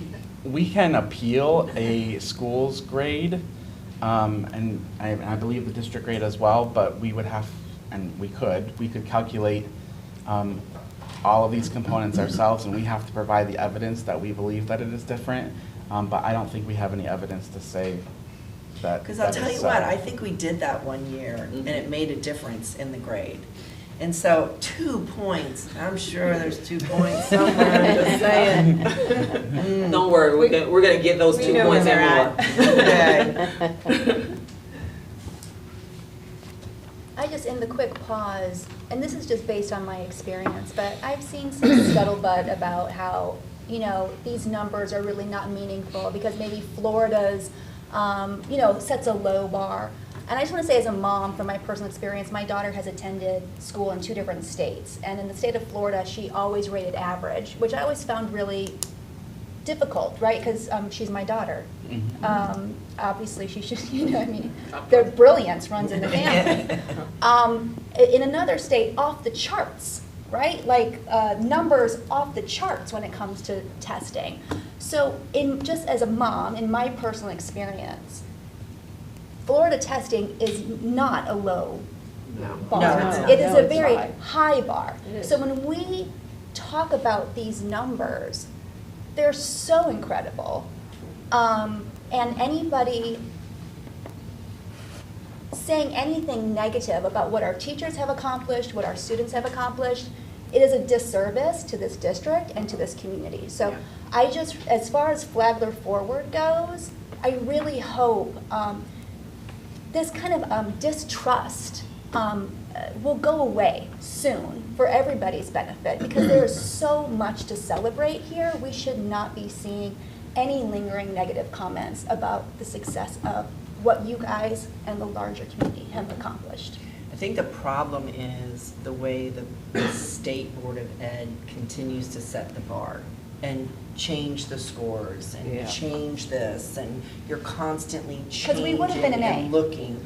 Well, we would have been an A, but aside from that, when you look at just look at the simple fact of what is our percent of third graders reading on level, the state site. Well, for us, it's, we're 58. Right. Yeah. Baloney. Suggesting Like kids can't read. 59% of third graders can't read. I mean, are reading on grade level, right? That means there's a whole lot that are not. I would 100% not be shy in laying down a bet that if you lined up their NAEP scores, right, when you look at the same assessment tool that is used across all states, our students and our children in Florida are excelling. Oh, absolutely. And in Flagler County are excelling. When you look at the same assessment tool across the states, it's the way the state games the system. I don't care, I said it, I just said it. It is the way they game the system. And this constant changing of the bar is nothing but about public perception and creating confusion, right? And it feeds this negative narrative. But what really should be focused on is something when you're looking at a comparative score like NAEP, because then you're looking at apples to apples. And we want our teachers to be challenged, and we want our students to be challenged, but and again, I'm just going to be very transparent. When I see my daughter's results and she's off the chart, I'm filled with pride, admittedly, and I love her no matter what, but I'm filled with pride. And I almost kind of feel sad for a lot of Florida parents because they're getting these scores, right, that I just don't think They're not represent, reflective. they're not reflective of their Well, child. I think we have to, and we focus on that this year of making sure that people understand what the numbers really mean. Because, it's not saying that 9% of them can read, but it's really looking at how are they grappling with the standards that are before them. And our standards are very much rigorous and complex, and the state, we pride ourselves in that. We pride ourselves in it, and we pride ourselves in our students continuing to rise to the occasion as the numbers continue to increase. And so I will tell you, had the numbers not changed, yes, we would be an A, but they did change. So we're sitting as a B. It's just something else for us to really rise to, and like our students, I know that we will as a district. No, but, and I appreciate. It's the truth, like, that's why I truly. No, but it is true. Yes, I truly feel that way. But I appreciate you trying to let parents know what the numbers really mean, because I think Dr. Conklin spoke to it. I mean, if it's like, oh man, there's something wrong with my kid. You know what I mean? My kid can't read. That doesn't feel good. So the more we can communicate with parents, that speaks to engagement. You know what I mean? That speaks to a lot of different things. To say your child's amazing, right? Here's how this works, and here's really what these numbers mean. I think it's And really looking powerful. at the numbers, when you start looking at students who receive a 3 or higher, looking at it from the lens of preparation for the amount of support the student will need in the next grade. So if I'm a student that scored a level 5, then I will likely go to the next grade and not need of any support, any additional support in order for me to be successful. If I'm a student that's at a level 3, I'm going to be successful in the next grade, but I'm likely going to need some support.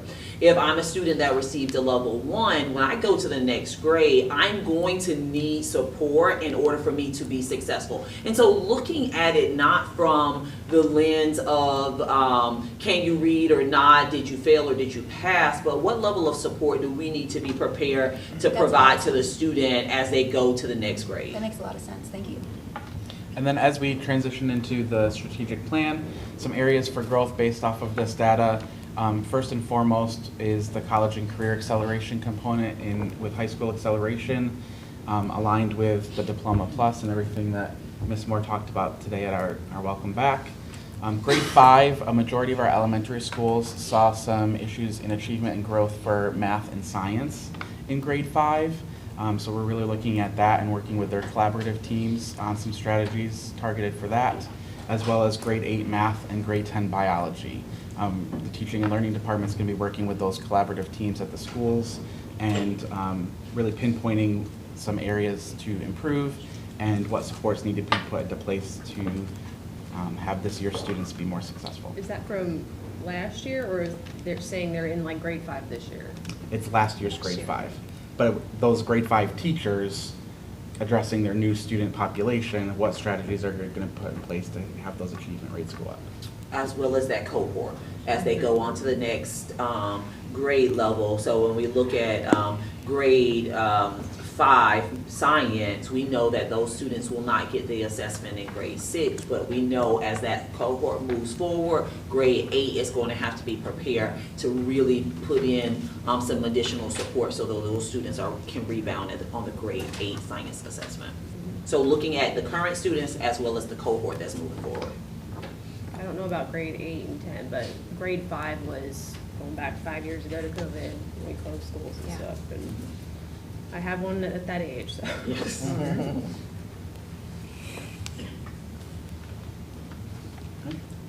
Any questions on the school grade update? Great, just Yeah. congratulations. Can I just ask really quick for clarity? I didn't want to ask when you brought it up, but FLVS, is that happening, so that has started this year, that it's under FLVS? Yep, I believe today they have finished enrolling their students for the K-5 program. So families should be getting communication probably this week. So my only ask is this, because my daughter did FLVS her entire, most of her student career. There's a huge difference from curriculum to curriculum. So for instance, when she first started kindergarten, FLVS did not have their content yet, so they were outsourcing to Connection Academy, I believe it was. loved it. And then FLVS has been fine, but it certainly wasn't at the same level.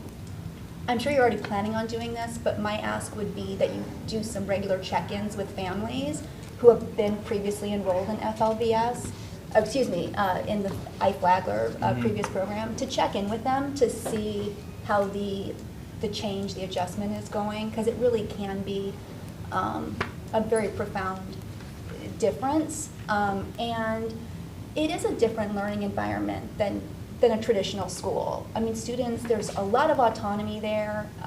And so I would just ask that we make sure we're checking on them with this change. Yep, that's definitely going to be in their school improvement plan that will be coming to you in October, I believe. Awesome. And just one other question. So, we definitely had a lot of things to celebrate here, and we've had some increases. In the other areas that were not mentioned here, did we hold the line where there was increases, or did we have any slide back, or did we hold the line everywhere else? So for the district grade components, just taking a quick glance, everything was pretty much maintained or increased, except for there was a slight drop in the graduation and the college and career acceleration. They were my And that's- concerns. and is it true that is a lagging Yes. number?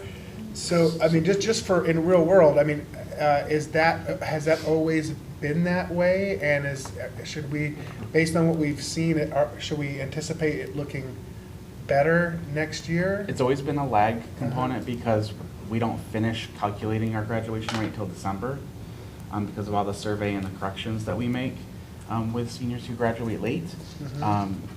And we do anticipate those numbers going up both for this upcoming December, so for next year's school grade, as well as the school grade after that. And so, like Ms. Massaro said, that was a concern of hers. It is. What matrix are we looking at to say, hey, we're optimistic those numbers are going to be higher? Is there some real numbers that we're looking at that make us feel that way? Right, we know how many students graduated this past May. We just haven't finished the summer graduates and any of the corrections and cleanup of that data that happens in So this is just more of a reconciliation of data. We have it, and we can already real world project it. Correct. Okay. And to your point, there is active monitoring that we can do to make sure that at points in time, our students are meeting their graduation requirements. And if not, if they're on a track where we're worried about credits, we get them into credit recovery, or we get them, in with their school counselor to get a plan together. So we can actively monitor their path to graduation. We don't just need to wait Yeah, and as find well out. as the acceleration. Yeah. Really, Ms. Bosser did work with those schools, identifying who are the students who have not had an accelerated opportunity. Our schools know who those students are, and then targeting those students to make sure that they have an opportunity to take advantage of the offerings that we have in our schools. And so the last school year, what we really focused on is putting structures in place so that we can be confident that our numbers are going to go up. What reports do we have that will allow for that? And so now when it comes to graduation rate, is really that's the hardest one. Again, we have to reconcile right now, but we have to, if they stay in school, we can provide them with support. But it's really, we have to address those students who are dropping out in that sophomore year, coming at the summer, leaving out of their sophomore year. So with this report here, it's safe to say that we pretty much held the line or moved the needle forward across the board with our The only other component that Ms. Massaro pointed out is science. Science, achievement that was went a down surprise to me. A couple Total points. surprise. Science did go down? Yep. Yeah. And that has been Except a, for Because what usually we don't. which one of the schools went up in science? Yeah, yes, there's one school. Belter, I believe. Any idea, that you have 10th grade biology, but what happened, any idea what happened with science? Why we went down? I mean, I know we're shooting to improve biology, but. I don't know if I have anything specific in mind. I could get back to you with that after I talk to Ms. Alves. But it's definitely a piece that we are looking at and providing more supports for this school year. Yeah, because that was a surprise. We just don't, that's rare for us. Yes. Okay. Anything that attributes to the increase in the science scores at Belter? Just a correction, I don't think that they increased, they are just 6% above the state. But I think So they they might. got Yeah, maintained. Yeah. Okay, Got it. Okay. So we're ready to next move part. on? Thank you. All right, So thank now you. do we have, We're still, you still So go here on we go. on the strategic plan? Still going, Yeah. yeah. Okay, we're gonna roll right into this. So what you have before you is we'll call it a draft mode of the strategic plan update and extension.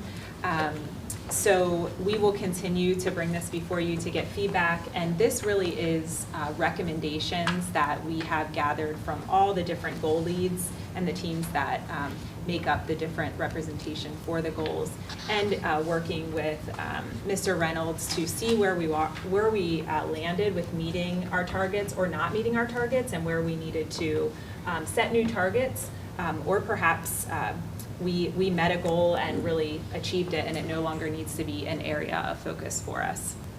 So the purpose today is to really, provide an update on where we ended the 23-24 school year with the strategic plan, and then propose to extend this strategic plan for an additional 2 years. We really do feel confident with Superintendent Moore's direction to keep those same goal areas. So that is our desire, to work within those same goal areas that were developed in, I believe, 2021, and just update our outcome metrics and priority strategies with your input. Those goal areas that we will continue to focus on are academics, educational equity, resiliency and well-being, talent, operational efficiency, and communication. So for goal 1, academics, you can do the next. To give you an update on the data, where we ended, our ELA and math achievement did not quite meet the goal for 23-24. We are proposing a goal for the extension to be at and a tiny bit above in math, where we're hoping to meet this year, so at a 62% and for ELA and 64% for math achievement. And we're also proposing that we add science achievement. As you can see, that's an area that we know we need to focus on, social studies and kindergarten readiness, which is part of our Flagler Forward initiative.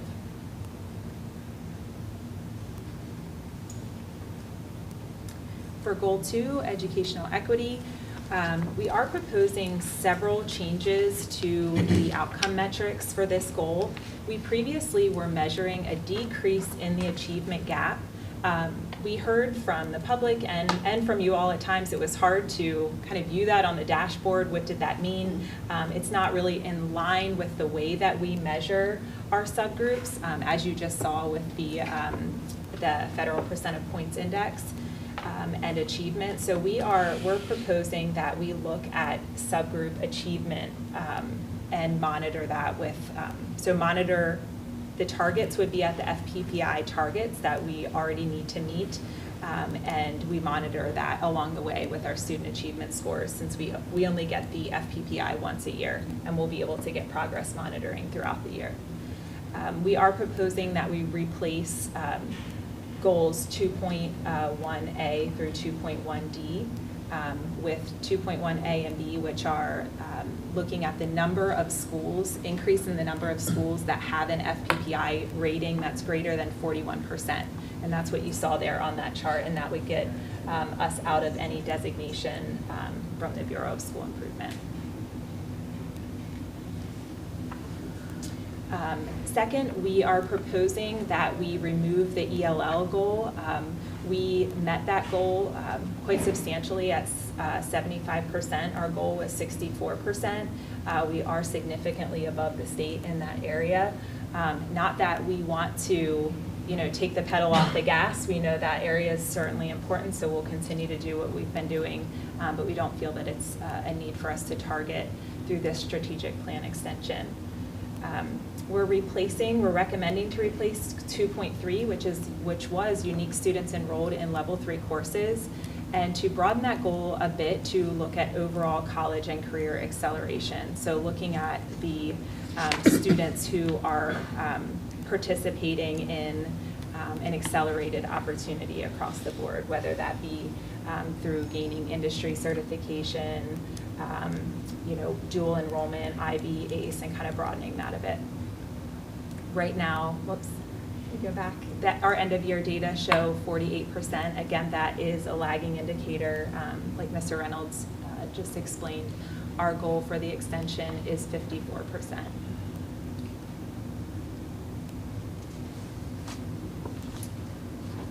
Goal 3, resiliency and well-being. We are proposing that we drop the youth mental health first aid training goal from this extension. We have exceeded the state mandated target of 80%. We're at 83% now, and that has been on the rise, so we certainly exceeded our goal. We're proposing that we keep the students with chronic absenteeism goal. However, we'd like to look at measuring that a bit differently. In the past, it's been measured by the number of students with chronic absenteeism, and that's it's kind of a moving target because our enrollment changes. So we want to change that to a percentage of our total enrolled students. The previous goal also was that we try to get back to pre-pandemic levels of absenteeism. And what we're seeing across the state and the nation is that probably is not a target that many districts will ever get to. We did reduce it quite substantially. It was up in 9% absenteeism, and we're down around 5 now. So we want to keep with the supports that we have in place and the extra supports we're putting in place with the truancy specialists at the district level to really carry out those tier 3 supports. We'd like to maintain that 5%. So that's our goal for the extension. Angela, when I was going through this, that raised a question. I didn't know what the 5% was. Yes. And I would recommend putting that in there. Yep. So when people look at it, they'll see you're basing the 5% in total enrollment. Yep. That would just help explain it to the layman. Okay? Yeah, you got it. Thank you. We are also recommending that we remove 3.3, which is our connectivity rate for social work referrals. As you can see from our end of year data, we're at 99%, which is really great. We blew that goal out of the water. And we are recommending that we add a wellness center participation goal to really focus on our staff well-being. We know that is at the request of the board that we focus on engagement in that new wellness center, and we do believe that as our staff are able to access those supports, we can keep them healthy. Okay. So that goal is in line with what Marathon Everside proposed to us for year 1. Yep. And again, you said we're conservative on those numbers. Yeah. Yes. Intentionally, right? So Yeah. we're hoping that they'll exceed that. Intentionally Okay. conservative. Very good. Goal 4 is talent. These metrics were only changed a bit slightly in the wording. Previously, it was that we look at vacancy at 2 weeks. We already do a day 1 count, so it kind of falls within our normal method of data collection. So we are going to look at vacant instructional positions on day 1 of each semester and vacant non-instructional positions on day 1 of each semester. We also did adjust the goals for these vacancy rates to better align with industry standards. The 1.5% vacant instructional positions is really far below the national average, which is around 4% for public school districts. So that is our goal there. This year on day 1 we're at 5. I'm sorry, this was last year's data. Mm-hmm. We're at 5.1%, and for non-instructional we were at 7.4%. And across industry, you can certainly see a higher vacancy rate for support positions. So that's why they differ.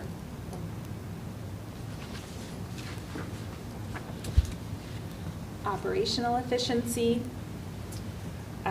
We are recommending that we replace the work order completion rate, which was at 93%, to focus on work order completion time.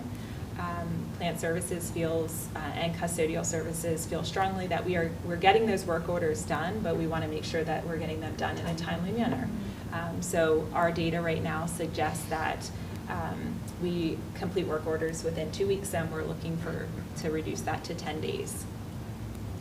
We're also requesting to replace the school lunch program participation goal to better align with how our schools are receiving, free meals now. And so that is a change to meals per labor hour. So this is the number of meals that are produced and served by 1 hour of labor, and it's really an efficiency evaluation that is industry standard. So that is why that goal Yeah, was I would, proposed again, that way. add that Add that in there. Yeah, Yep. because I think that doesn't make sense. Sure. To just read it like that, but Yeah. now you've made it clear. Absolutely. And then again, it's free lunches. Right. How do you do, yeah, so, So we want to look, really, this goal is about efficiency, and that metric better measures operational efficiency Okay. by, when we're looking at the cost of a labor hour, how many meals and snacks can we produce within that time frame? okay, so the 1 hour. Yeah, Yeah, it that's- makes you more need to- sense. Yeah, Yeah. that helps.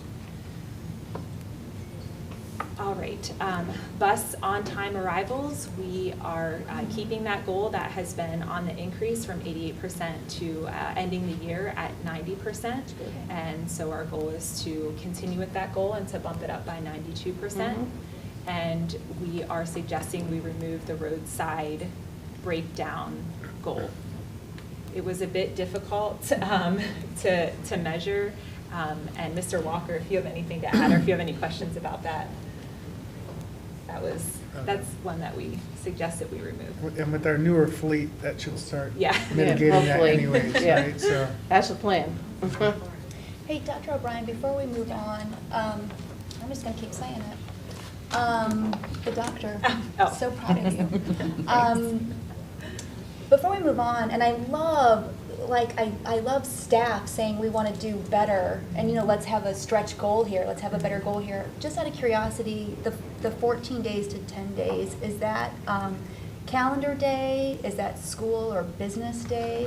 Again, just total curiosity. Mr. Bush, please approach. I just wanted Corey to come up. Affidavit. No, he's got to get a word in.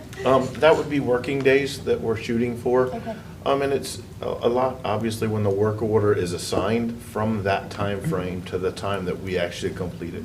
Obviously, there plays in with parts take time, so that all Sure. factors in. But we feel really good that we should be able to service our customers within 10 days. And if we can do that, we feel really good that that's a really achievable and a good thing to continue to do. and are we seeing that any backlog with the current date, or are we just looking for more efficiency? Just more efficiency, and some of, again, with parts, that plays a factor. I looked at really wanting to be 7 days, but with the market, that would have been tough. So just because of sometimes if a work order is sitting there waiting on a part just for 2 weeks, or if it's back order, that obviously increases that timeline. So that's why we went with the 10 days. And then we'll see if the market changes, then maybe we'll get to the 7 days that I'd like to get to. I like your goal setting. So work days. Yes, ma'am. Work days. Yes. I'll make sure to. Yeah, that should be in there too. Thank you.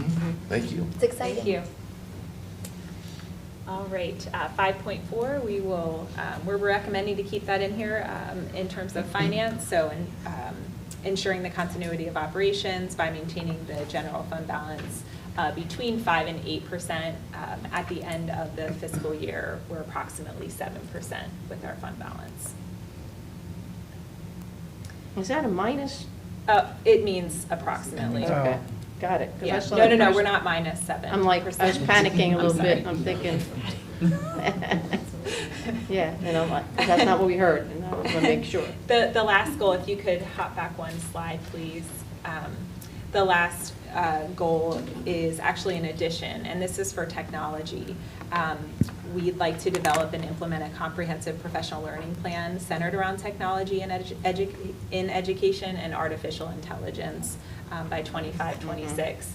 We have started to add some things around cybersecurity to our required employee training, so we want to get a comprehensive plan together. Our use of technology is certainly in every facet of what we do.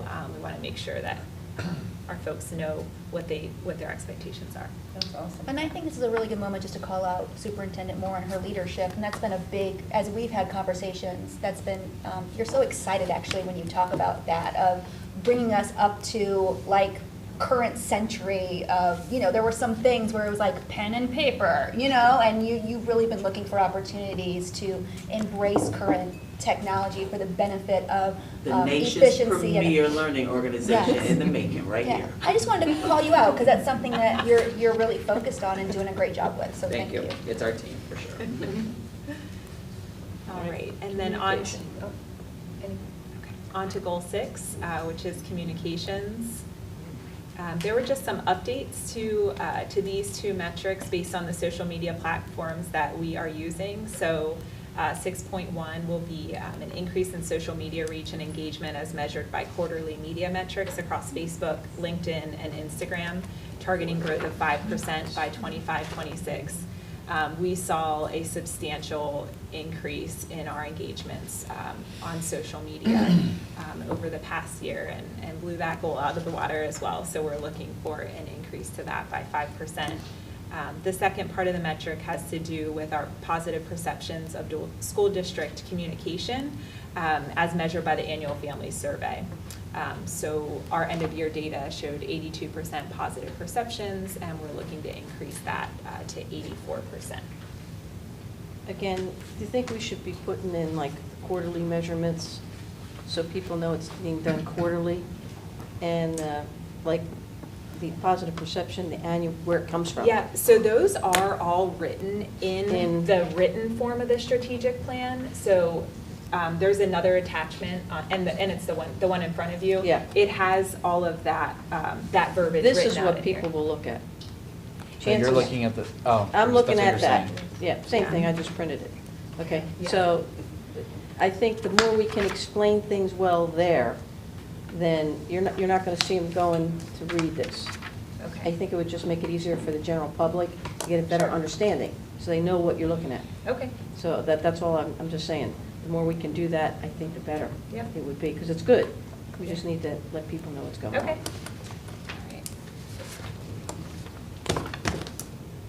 All right. Very good. Any comments or questions? And Great. No, and so you're going to have this Really, for 2 really good. years, and then you'll reevaluate Yeah. and see what needs to be done. And that works out well. And just a wondering, I guess, really, great report and deep dive, and thank you for answering all of the questions. You're going to have a new board. Any thoughts about how, with a new board, kind of moving forward with your strategic plan and gathering kind of their input as well? Absolutely. So once we do have the new board on, we will, in collaboration, identify like what are our priorities as a board. Like here's what our strategic plan is, and we can definitely wait and get feedback from them on this strategic plan when they're seated in the next couple of months. But beyond the strategic plan, like as a board, what are our goals that we want to accomplish by the end of the school year? Whereas these goals are goals that we want to have accomplished over the next 2 years. Right. Like what do we want to focus on? You know, we can pick an area, we can pick multiple areas, so that when we sit here a year from now, we can say, we as a district and a board, this is what we have accomplished. Yeah. I just think that is really, I think it's valuable, especially for new board members and for the community, to feel a sense of ownership, right? That they have an opportunity to provide some input and whatnot. So that's really the only reason to bring that up. We also plan on coming about every other month and highlighting 1 or 2 goals and That would talking be about great. all That's the very actions helpful. that we've been doing to address Yeah. those goals. Perfect. And that kind of goes back to that quarterly check-in, Yep. you know, I think it's And very that's helpful. something we're gonna be very strategic to do, to make sure we're not an ask, but we are gonna have updates on academics throughout. Yeah, so I think that's great. Very good. That'd be helpful. Yes. Excellent. If I can just appreciate like the SMART goals here, the very specific nature, that's something honestly, maybe I missed things in the past, but that was something that I always really wanted to see done better, is like, let's draw a line that, like, this is what we're committing to, and whether we reach it or not, right? But we're gonna at least put it out there, that this is the goal we're going after. And I think a lot of your numbers make a lot of sense. I think you're being very realistic where you need to be realistic, and I think you're putting out a stretch goal where you think you can accomplish it. So I'm really tickled with what you guys have put together, so thank you. Thank you. Good stuff. But Thank you. thank you both. Thank you very much. All right, so now we'll move on to Human Resource Services, 7.01. Oh, actually, I have a request for a short recess, so let's just take Yeah, 5 good idea. minutes.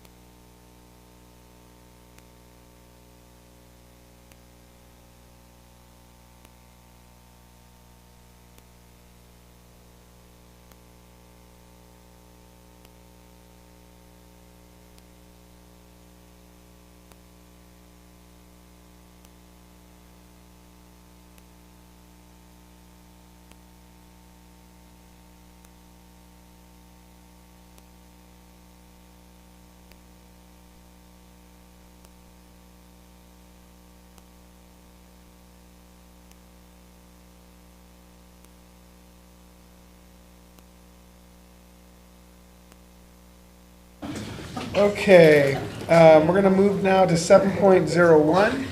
Mr. Olet? Chairman Furry, board members, many of the area schools and colleges, universities have MOU agreements. It's pretty standard. This is a standard agreement basically to allow their interns, both junior and senior from Flagler College, to join us in our schools during the semester or a year-long internship. And during that time, they work in our classrooms, and we get the valuable support and they get the valuable experience. And it's a win-win. Yeah, as many as we can. It's, Bob, have we not had this before? yes, we just renew them from time to time. Okay, and okay. so, I yeah, thought this it is a was pretty brand standard new. that no, we just bring them through as they Awesome. come. And probably have a couple more that you'll see in the next few months. Okay, yeah, that's good. That's easy. Okay. If there aren't any questions, then we'll No, move on. that's great. Okay, thank you, Thank Bob. you. Keep them going. Okay, so now we'll move on to 8.02, Historic County Courthouse and Annex Update. Mr. Freeman. All right. Good afternoon, Board. Chair Furry, Superintendent Warren. As requested by the Board, we have negotiated, staff has negotiated with Flagler County on the lease agreement, the attached lease agreement for the courthouse. The county offered 3 different options. Staff felt that option 2 was best suited for the district. The VOC in option 2 would be responsible for the exterior facade of the historic courthouse, the HVAC units, roof, structural elements, plumbing, fire alarms, smoke detectors, exit signs, fire sprinklers, fire certifications for the extinguishers, elevators, maintenance for termite and pest control. The district maintenance would be responsible for janitorial services, exterior grounds, and then routine maintenance inside the building. This particular agreement, if the board agrees to it, it will be brought back to the 6 o'clock meeting tonight for a vote, and then it will be brought to the county on the 3rd of September for a vote, pending your questions. And we're doing like an initial, like. It's a 2-year agreement. But it has the options built into it, right? So that if we decide to move on, we have the contractual right to renew. That is correct. And are there set, in the renewals, were there set rates or increases? If we want to assume maintenance, then we would have to pay for the lease agreement would be reduced by those options. Okay. And how it's determined there. And then there's, after 2 years, I believe there was a 5% increase, which is outlined in. Oh, without, okay, well, I see down the breakdown at the bottom. Dave, which here. option are we talking about 2. going with? We're talking about option 2. So am I reading this correctly? That the monthly Board of County Commissioners, their contribution would be $9,000 on our school That is- board is NA? That is what our lease would be to the Board of County Commissioners is $9,378. So that should really be in our column. Well, the school board is responsible for the janitorial and the groundskeeping.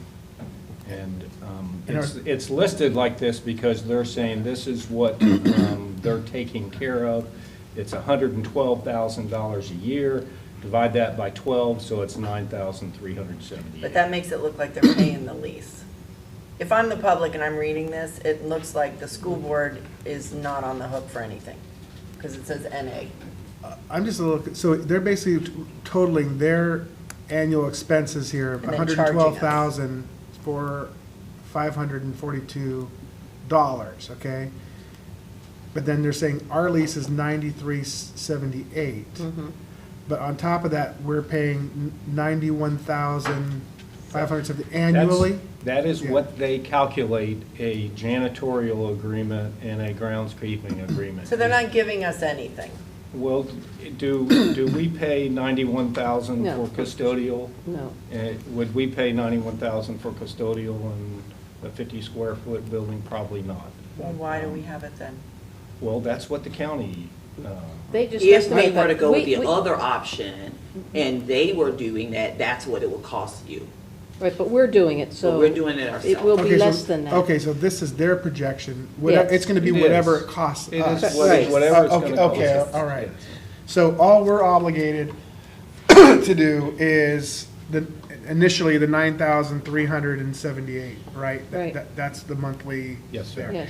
And then with the previous lease that we were looking at, that we were just basing it on the previous lease. What they were paying was around just under 8,000. It was a little over 8,000 that the school was paying for, and they had to take care of the plumbing portion of that. The plumbing. Right. Plumbing repairs. That is Okay. correct. Plumbing is going to be taken care of by the county commission. So where is plumbing in option 2? So if you look at the actual lease agreement, under the maintenance portion, that's where it would be listed. Under the county maintenance obligations, plumbing would be included there. Okay, hold on a minute. I gotta tell you, okay. Go ahead. I'm gonna try to be quiet for a minute. Well, Dr. Conklin is looking at that. As far as plumbing goes, when you were first explaining it, what I kind of heard was, like if a toilet is leaking, that's us. We would take care of that. Routine maintenance, if there was a Would be clogged us. toilet, we are going to take care Yeah. of it. If there is a plumbing Water issue where the line, it's Like a a structural, cast kind iron of a line bigger that thing. needs to be Yeah. broken, it's broken and needs to be replaced, the They'll take county care of would take care of that. Okay, and you said the exterior facade as well, the It's county's? part of the county, yes. Okay. Was the lease with the private school, did they also take care of the janitorial and the groundskeeping? They did. Okay, so basically the difference here is about a little over 8,000 to about $1,000 more Yeah. than what we were expecting. The other stuff, we were already expecting to pay those items from the first conversations, Right. okay. And remember, that lease with the school was originated several years Right, ago. Sure, that makes sense, yeah. Okay, so then it's, these are the 4% increases as we continue all the way down to year 30. Right, if we elect to. If we stay. But we only for the first 2 years, we're committed by lease. Was the purchase option still in there after 2 years? It is. Okay. So where is that? Because, are we Option to- doing a lease option to buy? Like, are these lease payments gonna go towards the No. ultimate price? No, they're not. The option to purchase is under page 3, which the district shall have the option at any time after the end of the initial term to purchase the facility. And we're Okay. investing almost $700,000 of it in there right at the beginning. I just don't see how this is a great deal for us. Like, I really thought the county, Well, we had looked at some numbers about, after we moved into here, we were gonna reduce a lot of Right, cost. We're gaining Classrooms. 10 more Classrooms. classrooms Right. We need the classrooms. in our schools. Right. Where if we don't do that and we need classrooms, we're going to have to get a Portables. portable to do Yeah. that. And the cost of portables, the leasing for portables, just for one portable is, around $1,700, $1,800 a month. But- Just for but- one portable that's 800 square feet. Weren't we gonna shed some though because of this? We are going to shed some. We're Okay. going to shed the Flagler. There's all the portables back Two there. there, yeah. There's a couple at FTC. I think we're going to keep 2 of those and shed 2. Right. It was, if I remember, I just don't have the numbers in front of it, it was a pretty significant drop in the outlay from what we're spending now to house all these in different places versus putting it all into one.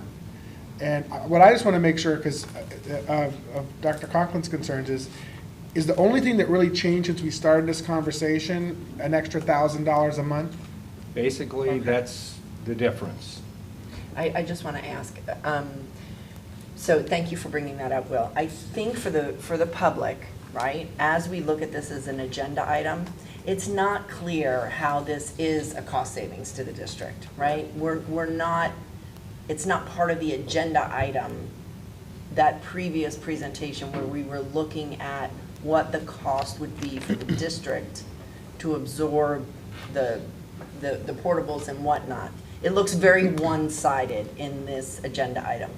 So is there can we add that additional information? Because if I'm a member of the public and I'm looking at this, it makes zero sense why we would even consider doing it. And what I probably should have done is that on the item on the board agenda, I probably should have put the dates of the previous board meetings that we talked about it, and I can do that. I can add the PowerPoint from our previous. I mean, I don't know about anybody else, but. No, I think adding it for comparison purposes, absolutely.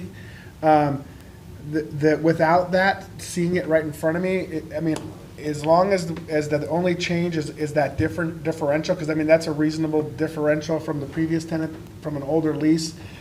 All things considered, I just recall, and I don't have the exact numbers, but it was a significant reduction or significant savings by consolidating these if we got rid of those leases on the portables, right? It's that and the fact that we're gaining 10 classrooms. We need the classrooms. And if we if we don't do that, we would have to pay those. We're going to have to lease portables for classrooms. Okay. No, when you presented it in that way, it made sense, right? Yeah. Because financially it worked out. But when you're looking at this agenda item, it doesn't look like it worked out. I was really honestly hoping, and I'm not even joking, I was really hoping that the county was going to sell us the building for $1. Or at least in 2 years we can negotiate that. But yes, but that was not what the direction was, that we were not directed to go in for that. The county was, they were open to the conversation, but the board was not keen on purchasing a building that we did not quite know as intimately as we needed to. So lease it for 2 years and then to allow us to get an understanding of what we have. We give it to us then. Yeah, and even though we're putting in those capital improvements, if we decide not to buy it, we still have the right to lease it. And so that way we're not going to lose out on our initial build out, because we're obviously going to do one of the two. We're not going to put all that money into it and just walk away from it, right? And what we know is, if, say we don't do this, if the board decides you don't want to go forward, we need 2 portables right now, at least 2 portables to rise up today. Yeah. And so we have to just identify, are we, if we're going to go after this, but that wasn't, we didn't go in looking to, they wanted to have a conversation about purchase, but we did not want to purchase a building before first getting an understanding of what are we acquiring as a. Yeah, it's 100 plus year building. building. But that is because I think when we were talking about the capital improvement, right? It's like, well, the math doesn't work for me with what we, because it's be cheaper to do the portables, right? But if the intention is to continue with this building, unless something totally unforeseen, like a sinkhole swallows it into the earth, then, good. It's a good thing we only are in this for 2 years. Gosh, exactly. This is going to be a great building with great success, universe. There you go. Okay. There you go.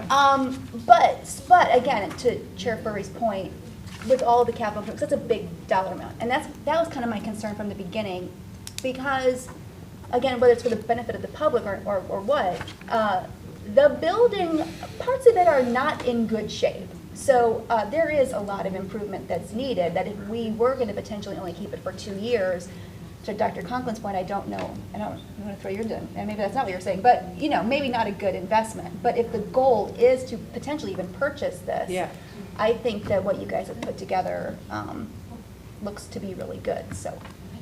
Yeah. Sorry, I'm sorry about the sinkhole. I'm just, bad example. We will add the previous presentations to board docs, so you'll have that for your consideration tonight. Okay, that's good. We will have that. Thank you. Sorry even for that, but I think it would be helpful. Are we deciding on an option? Option 2. Yeah, I agree. So, 2 looks fine to me. Yeah. This is coming tonight, right? Right. So, Okay. Right, I'm sorry if I missed it, but what is COLA? Cost of living. Cost of living. Yeah. Adjustment. Basically, the county is responsible for any really big ticket items, it seems. which Yeah, is fantastic. at this point, yeah. At this point. Yep. Yeah, that's fantastic. I think it's actually really, I'm pretty tickled. I think that's really good. So in the, okay. That's fine. And I think No, it can work.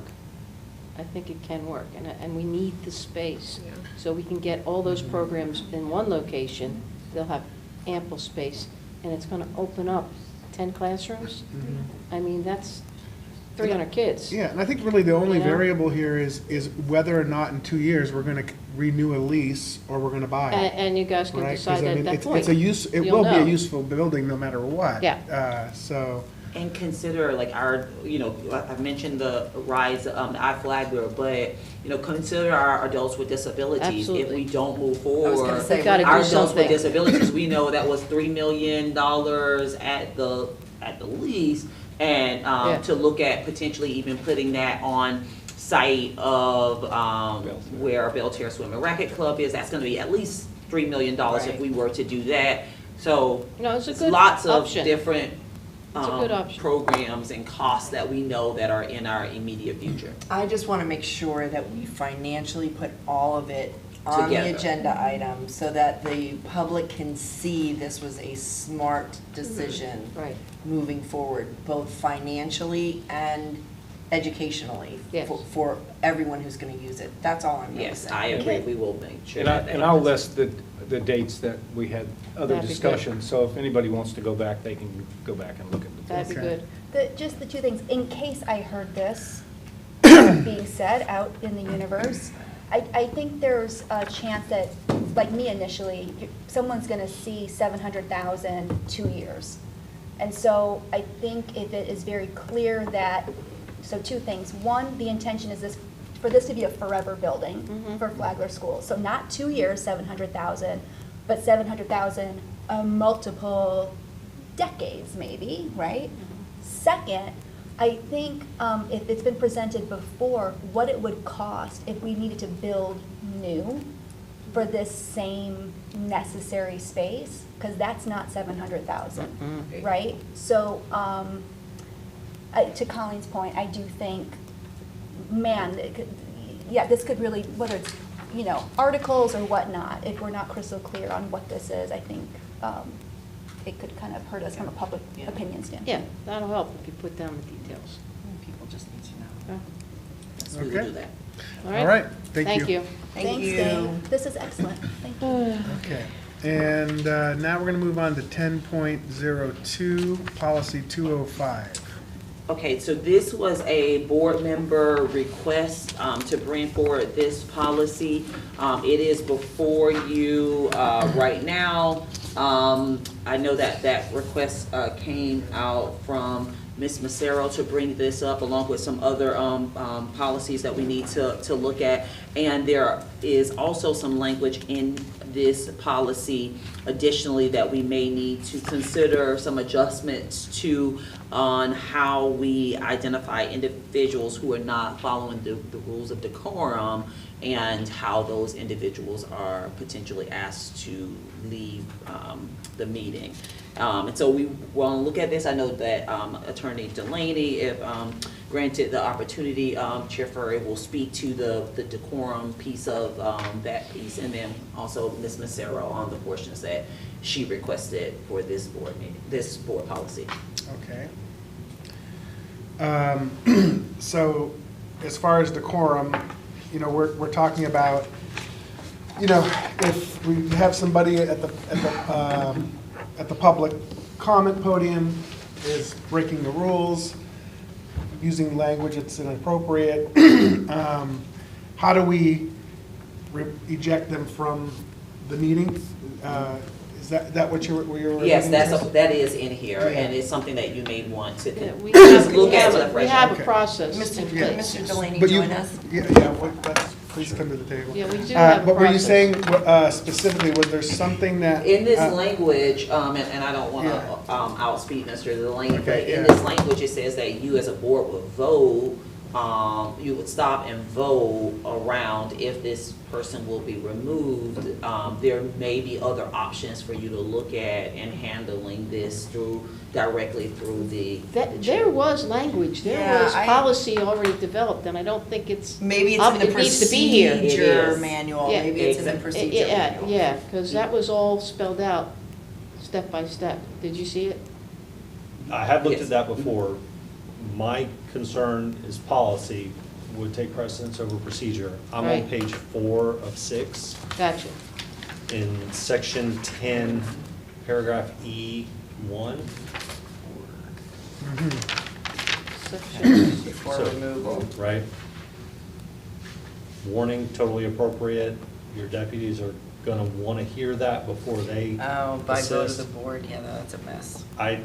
I think it's not practical if you have someone who's disrupting the meeting for the board to stop and take a vote Yeah, on no. 3 items. Right, no. It's got to be intentional, that they're violating the protocols, and it's substantially impaired the conduct of the meeting.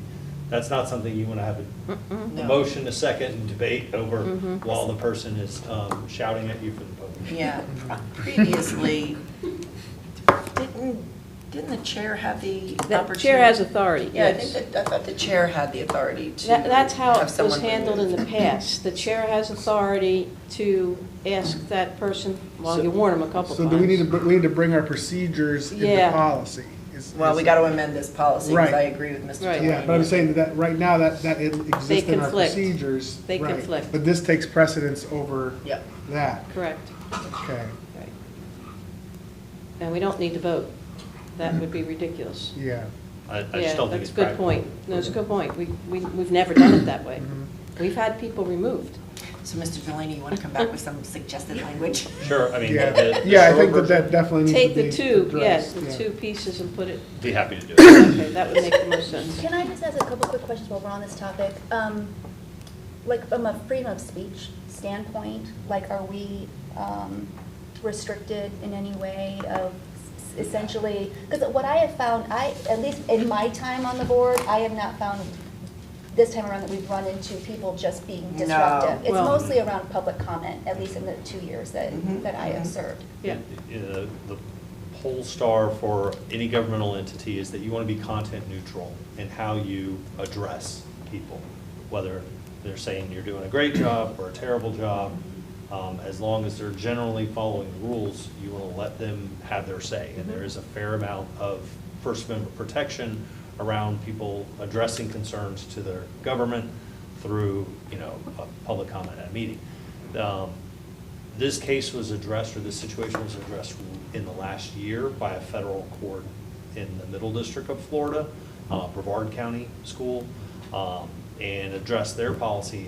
And the main takeaway from that decision, which was in favor of the school district, said the school district had not violated the person's rights by restricting them, that said that the school has a substantial interest in having an orderly meeting.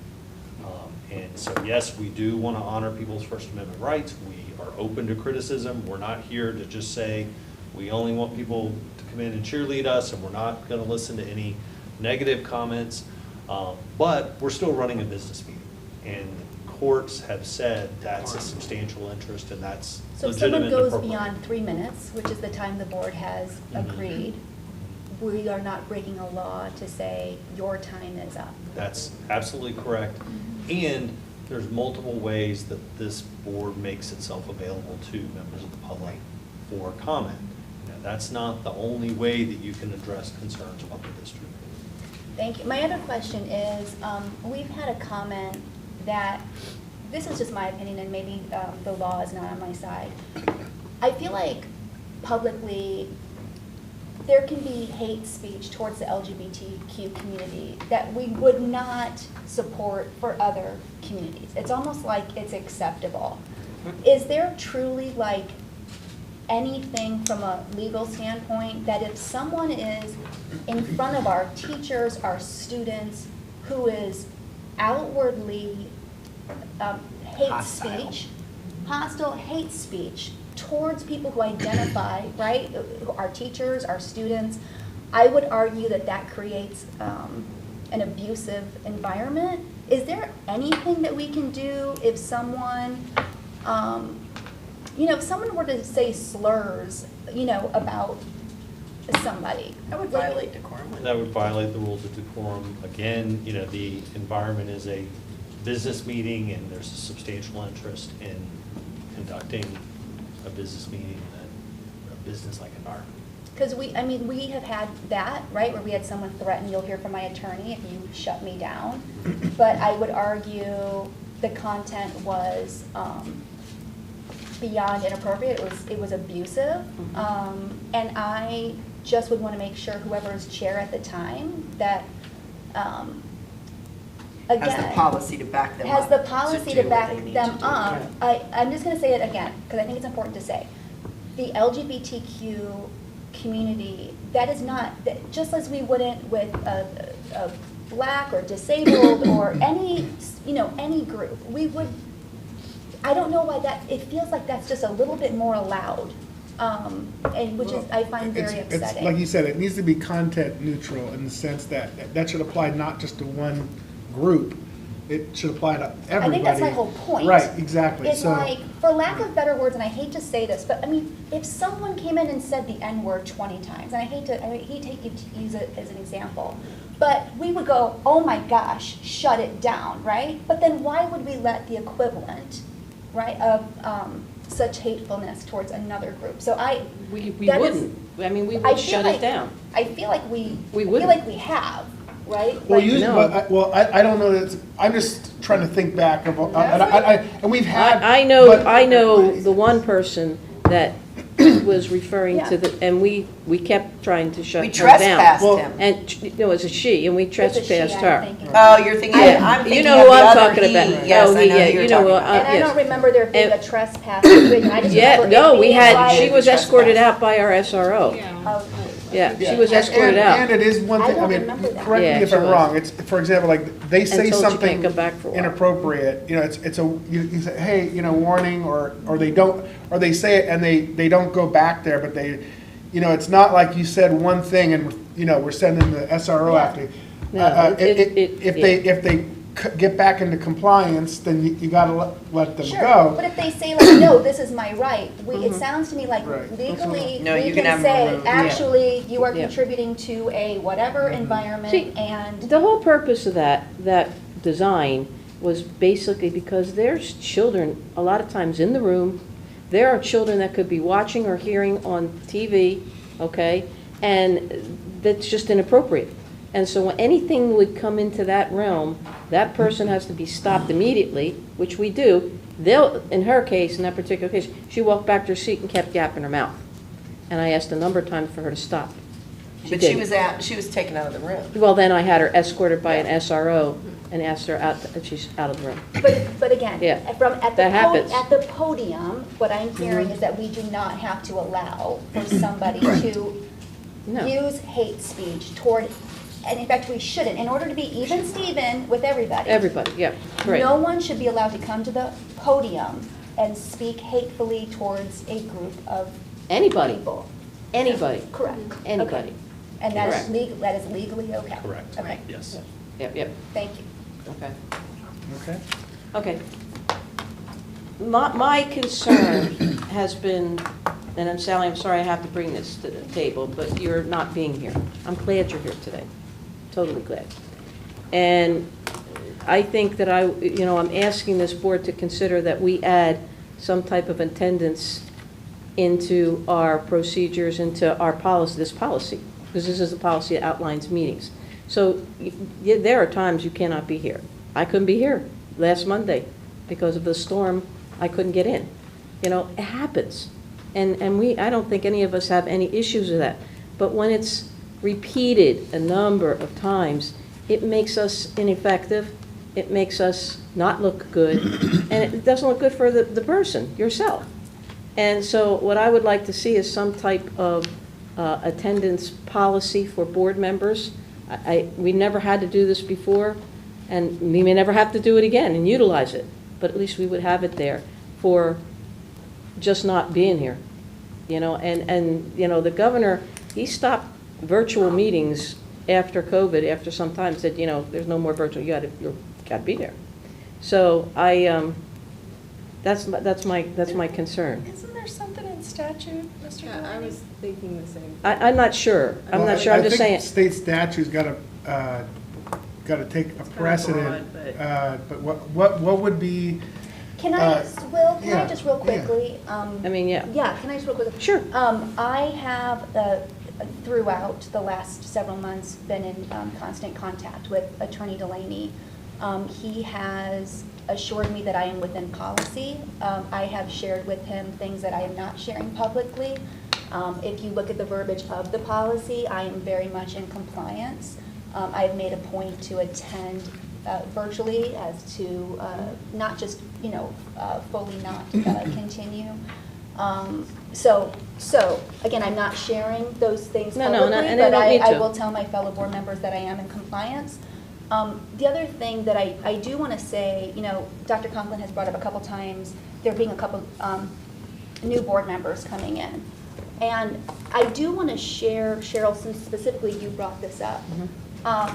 In the 2 years that I've been on the board, there have been a number of, in my opinion, board policies that have been broken. Whether it is the understanding that once a vote has been made by the body, that everybody accept that vote, right? I think there's language around talking to the media. And I will just tell you, from a human nature standpoint, and for this new board that's coming on, I think if there's going to be board policy, if there are several policies that are not being followed, I think you then have to wonder, why then do the other ones have to be followed? So I would just encourage that when the new board starts, there's a hard look at all of the board policies and making sure that everybody agrees to all of them, because they exist for a reason. When you have board members completely bad-mouthed, both in this room and also in the media, lies created about them, it creates a toxic environment. So there's a reason, if I believe that there's policy around media, there's a reason that exists. There's a reason that board policy talks about once a vote is cast, it's a democracy, right? It's a representative democracy. We each come in with one vote. And if somebody does not like that vote, man, that stinks, right? Because we all are really passionate. But that's the policy, is that we all walk away accepting that that was the majority. And over the past 2 years, that has just not been the case. So I appreciate everything you're saying, because you're right. Board members should be here in person unless they have, Attorney Delaney, the language, I don't know if you got it in front of you, unusual, unexpected, and unusual circumstances. Right. So Agreed. I want you to know, one, I actually think that language satisfies the policy. And I absolutely agree with you. I just want to be mindful that I do agree with policy, and I think all policies should be followed. And I'm not disagreeing with that either. I'm just saying, you know, I did a little research for different school boards in the area, and that's where they put their attendance issues in their policy. You know, and that's probably, I mean, there's been other boards that have run into some similar situations. I mean, there was a situation where a gentleman, you know, he had a physical illness, but it went on for years, you know, and he didn't show. And then finally, the next election, they were able to replace him. And the only thing then, what they did is they put in an attendance policy in for us, for board members, you know, because we are responsible to taxpayers. We're being paid to provide a service, you know, and when we don't do that, it lends itself, yes, in policy for education, but then you have to look at where fraud comes in. We're accepting money for a job we're not physically doing, you know, and that becomes problematic. That's a whole nother avenue to take. And that's why if we just put a simple policy in here, hopefully we never use it. That would be my goal, to see that it never ever gets used, you know. But there also has to be leniency in there towards those unique situations, and they do happen. They absolutely do happen. And that's why people, you know, that's why you're elected into this office, to represent the people, to represent not just constituents, but our students and everybody is a taxpayer within Flagler County. And that's how I see it. And that's my job.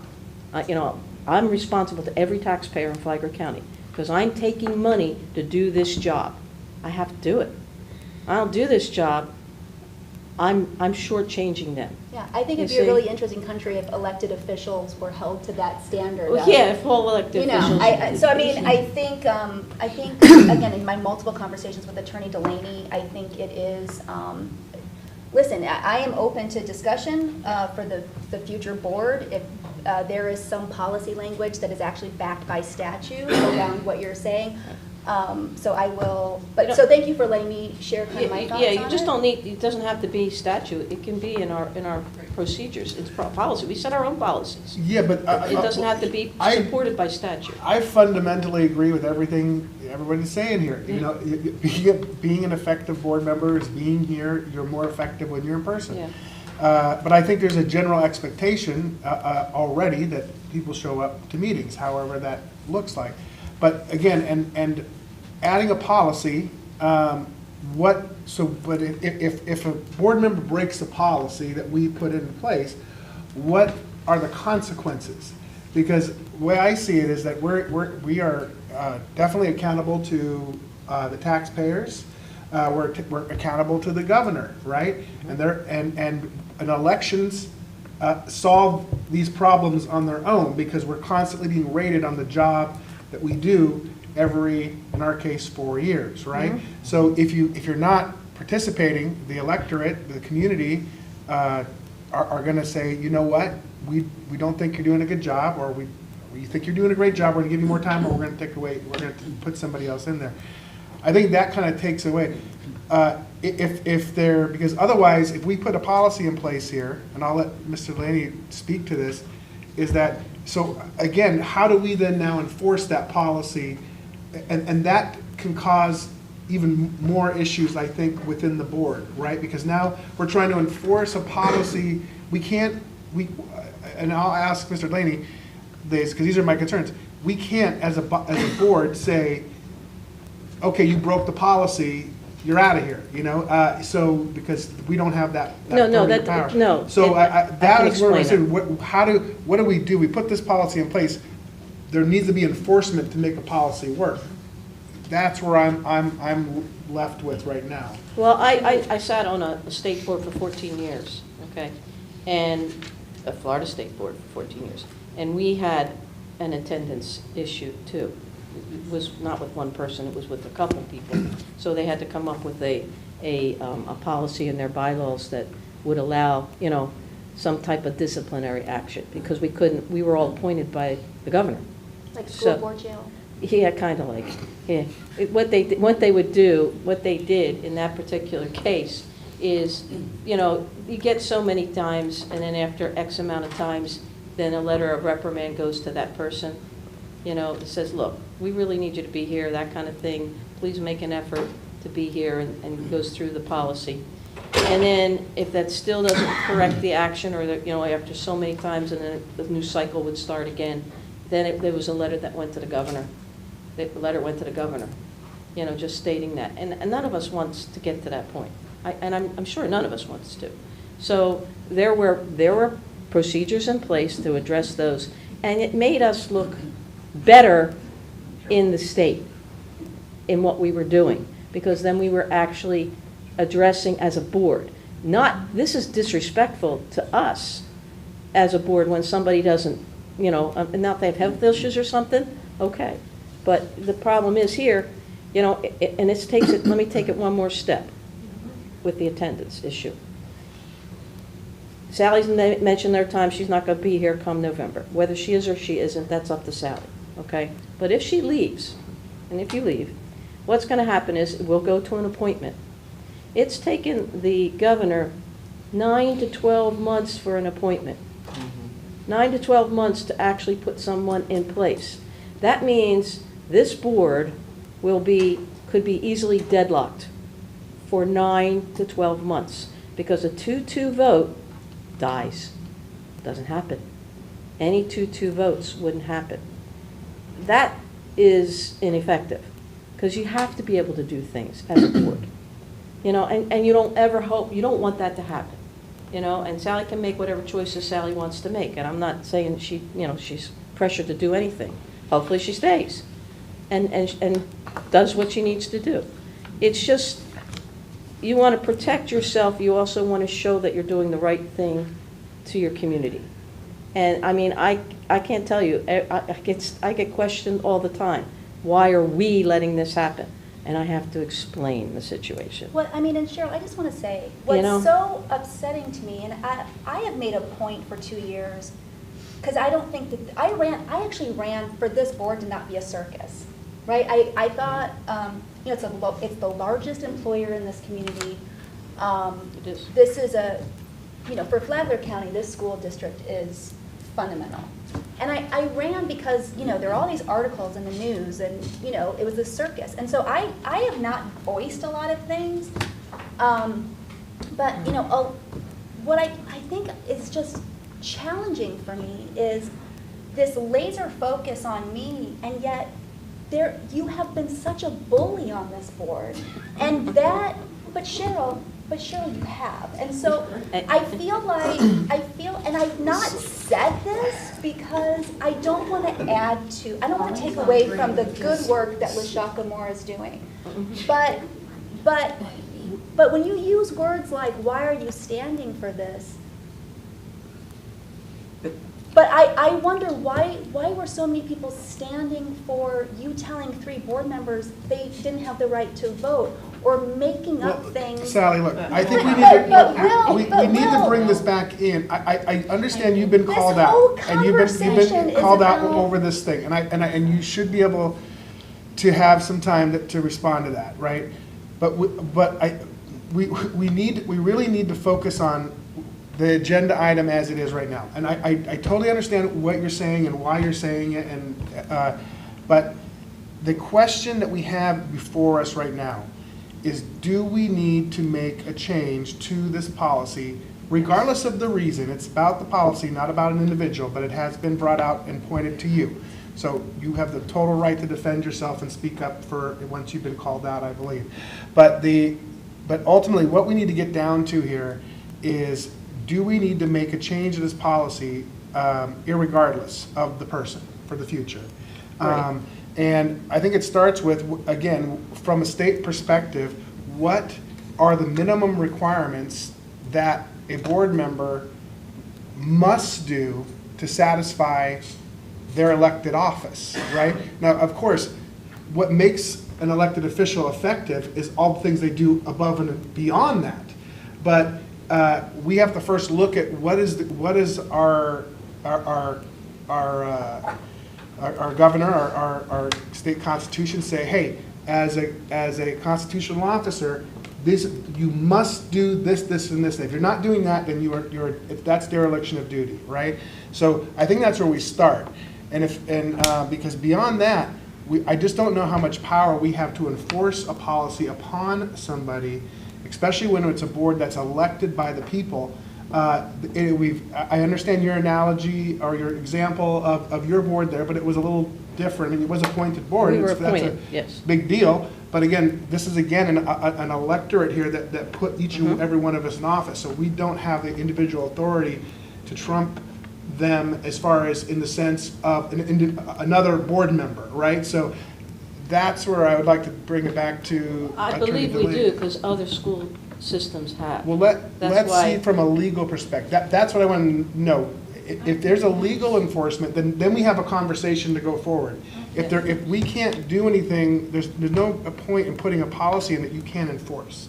That just can cause additional friction within the board, because any board member right now could write a letter to the governor and complain if they want. But right? this truly shouldn't even need a policy to address this issue, because this is a personal, you should be policing yourself. Right, that's how I see it. And I don't know what the reasons are, they're private, and you've gotten the counsel that you're meeting the letter of the policy. All that obviously is correct, if that's what Mr. Delaney is telling you. But at the end of the day, you are elected to be here. So So Dr. Conklin, since you've raised your voice to this, I don't, no, but We're no, going but back can down we- this. We have we no- opened up but another no, I door. have no But way Chair of Furry, having. but Chair Furry, what I'm gonna say is I think is actually Because very. of sunshine. Go ahead, May I- go ahead, But Sally, can I you say can something? have the floor to May respond. I say something Yes. that's, I think, relevant?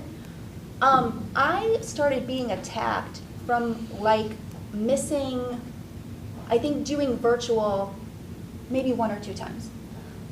The whole of my time being elected, I have been present to all of the meetings. And I found it really interesting at the beginning of getting kind of the scrutiny because, and this is not me like trying to point fingers. Chair Furry, you've missed a couple meetings. We've all missed meetings. Yeah, For we have. Tijuana Cruise. Occasionally. We all Colleen, have. your job requires that you are a lot of times out of the state. Sally, we've You've all traveled. missed meetings. Correct. So if there is going to be, if you wanna talk, even Chair Furry, if it's not policy but guidelines, which maybe board policy really, maybe the policy word isn't even the right word because it's really guidelines.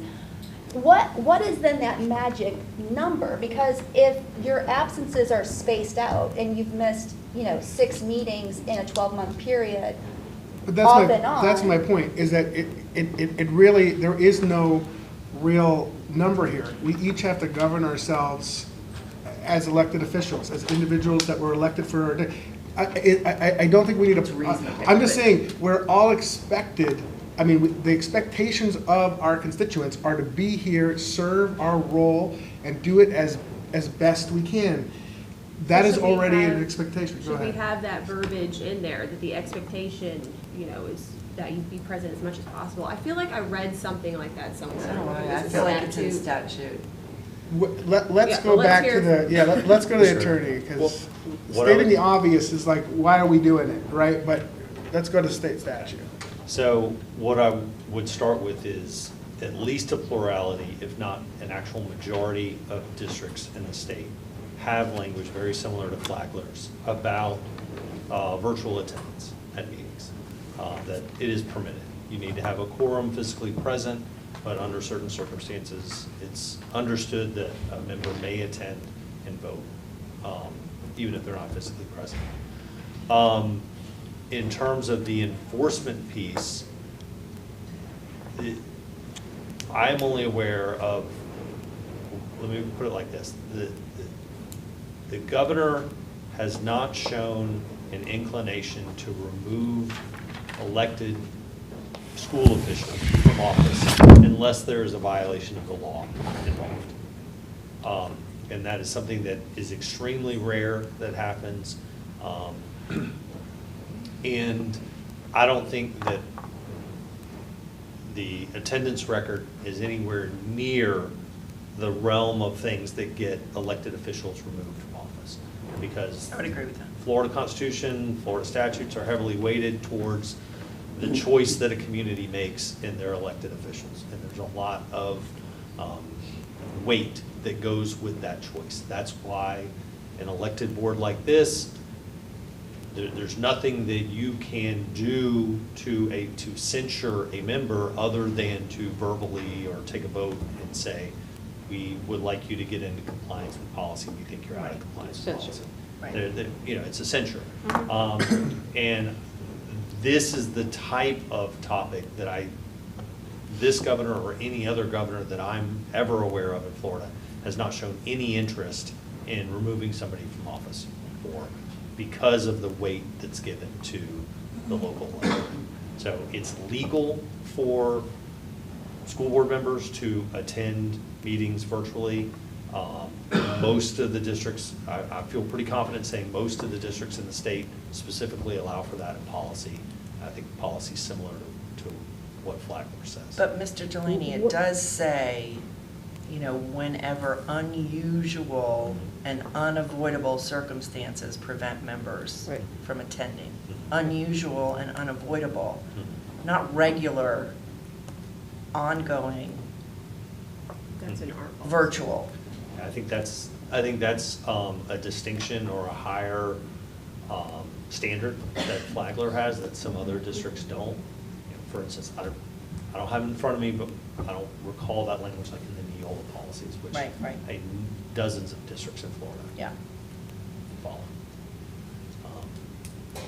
I think the bottom line is it's been nice having you here today. Yeah, that's what I said. I was We glad she was enjoy you here. participating in the conversation. Dr. Conklin, I do want you to know, I ran a school board, Sally. I started in this role with, first of all, and you've done many elections, so you know, it's a lot of work earning the vote. It's a lot of work. I and my family worked real hard to be able to represent District 1 and serve my community. I ran a school board, Sally. I had every intention of going to all the events, of being the best and most positive. I'm a very positive person. I had every intention of being a highly effective, positive force on this board. So when I hear you guys talk of what board members should do, I agree with you. It's not that I don't agree with you. I absolutely agree with you. Board members should go to all their liaison activities. Board members should be at every single meeting. Board members should review their material before the meetings. Board members should do all of these things. I think it's, We just need to stop the comments from the public. Thank you. So it would be, I think, a disservice to me for anybody to think that I do not agree with my fellow board members on the expectations of a board member, and whatever you guys decide to do as it relates to guidelines or policy, I think is great. As I said at the very beginning, counsel with Attorney Delaney, I am within compliance, and I know we want to move the meeting along, so I won't add any further comment. So, at this point, I don't see any reason to carry this any further today. That's fine. So if that's the. I don't have a problem with that. Okay. And we will come back with drafted language for the other part that the board gave us direction on. Okay. Thank you. Thank you. Okay, great. So now we will move on to public comment. Do we have any public comment signed up? No? Okay. Seeing none, we will close public comment and move on to board member requests. Any board member requests? 2. Okay. The very first one is in reference to our board attorney. And the request is that we have now been operating under a temporary situation that needs to be more formalized. And I think it's been a long time that we can decide what we want to do as a contract goes. We may need to make some changes if we prefer to stay with our current representation. These things have to be brought to the surface, you know, like maybe meeting dates or something to that effect. That's coming up. But we need to formalize a contract if this is the direction this board wishes to take. That's board request number 1. You have that? Because this go on forever, technically speaking. Sounds And great. yeah, you don't mind, but I think a contract needs to be formalized. That's my first request. Okay. Make sense? Yes. Yeah, I think so, for Well, for what everybody. it's worth, I've enjoyed working with Mr. I don't know how. Yeah, I don't have any problems either. I'm just we- saying, we need to formalize a contract somewhere. Yeah. Because the district is working to get their district council. So this is the direction you want to go, then we need to work out. Finalize a real contract that has you covered. That makes sense. Yeah, it does. Okay. That's request number 1. Request number 2 has to do with our superintendent. Was about a month ago that we were to do her evaluation. And I took a weekend of time to do my evaluation. It's been so long, and we're still not able to review them because certain board members have not completed that task. It needs to be finished. I'm going to have to go back now and review everything that I did to make sure I understand what a meeting was, because it's been so long.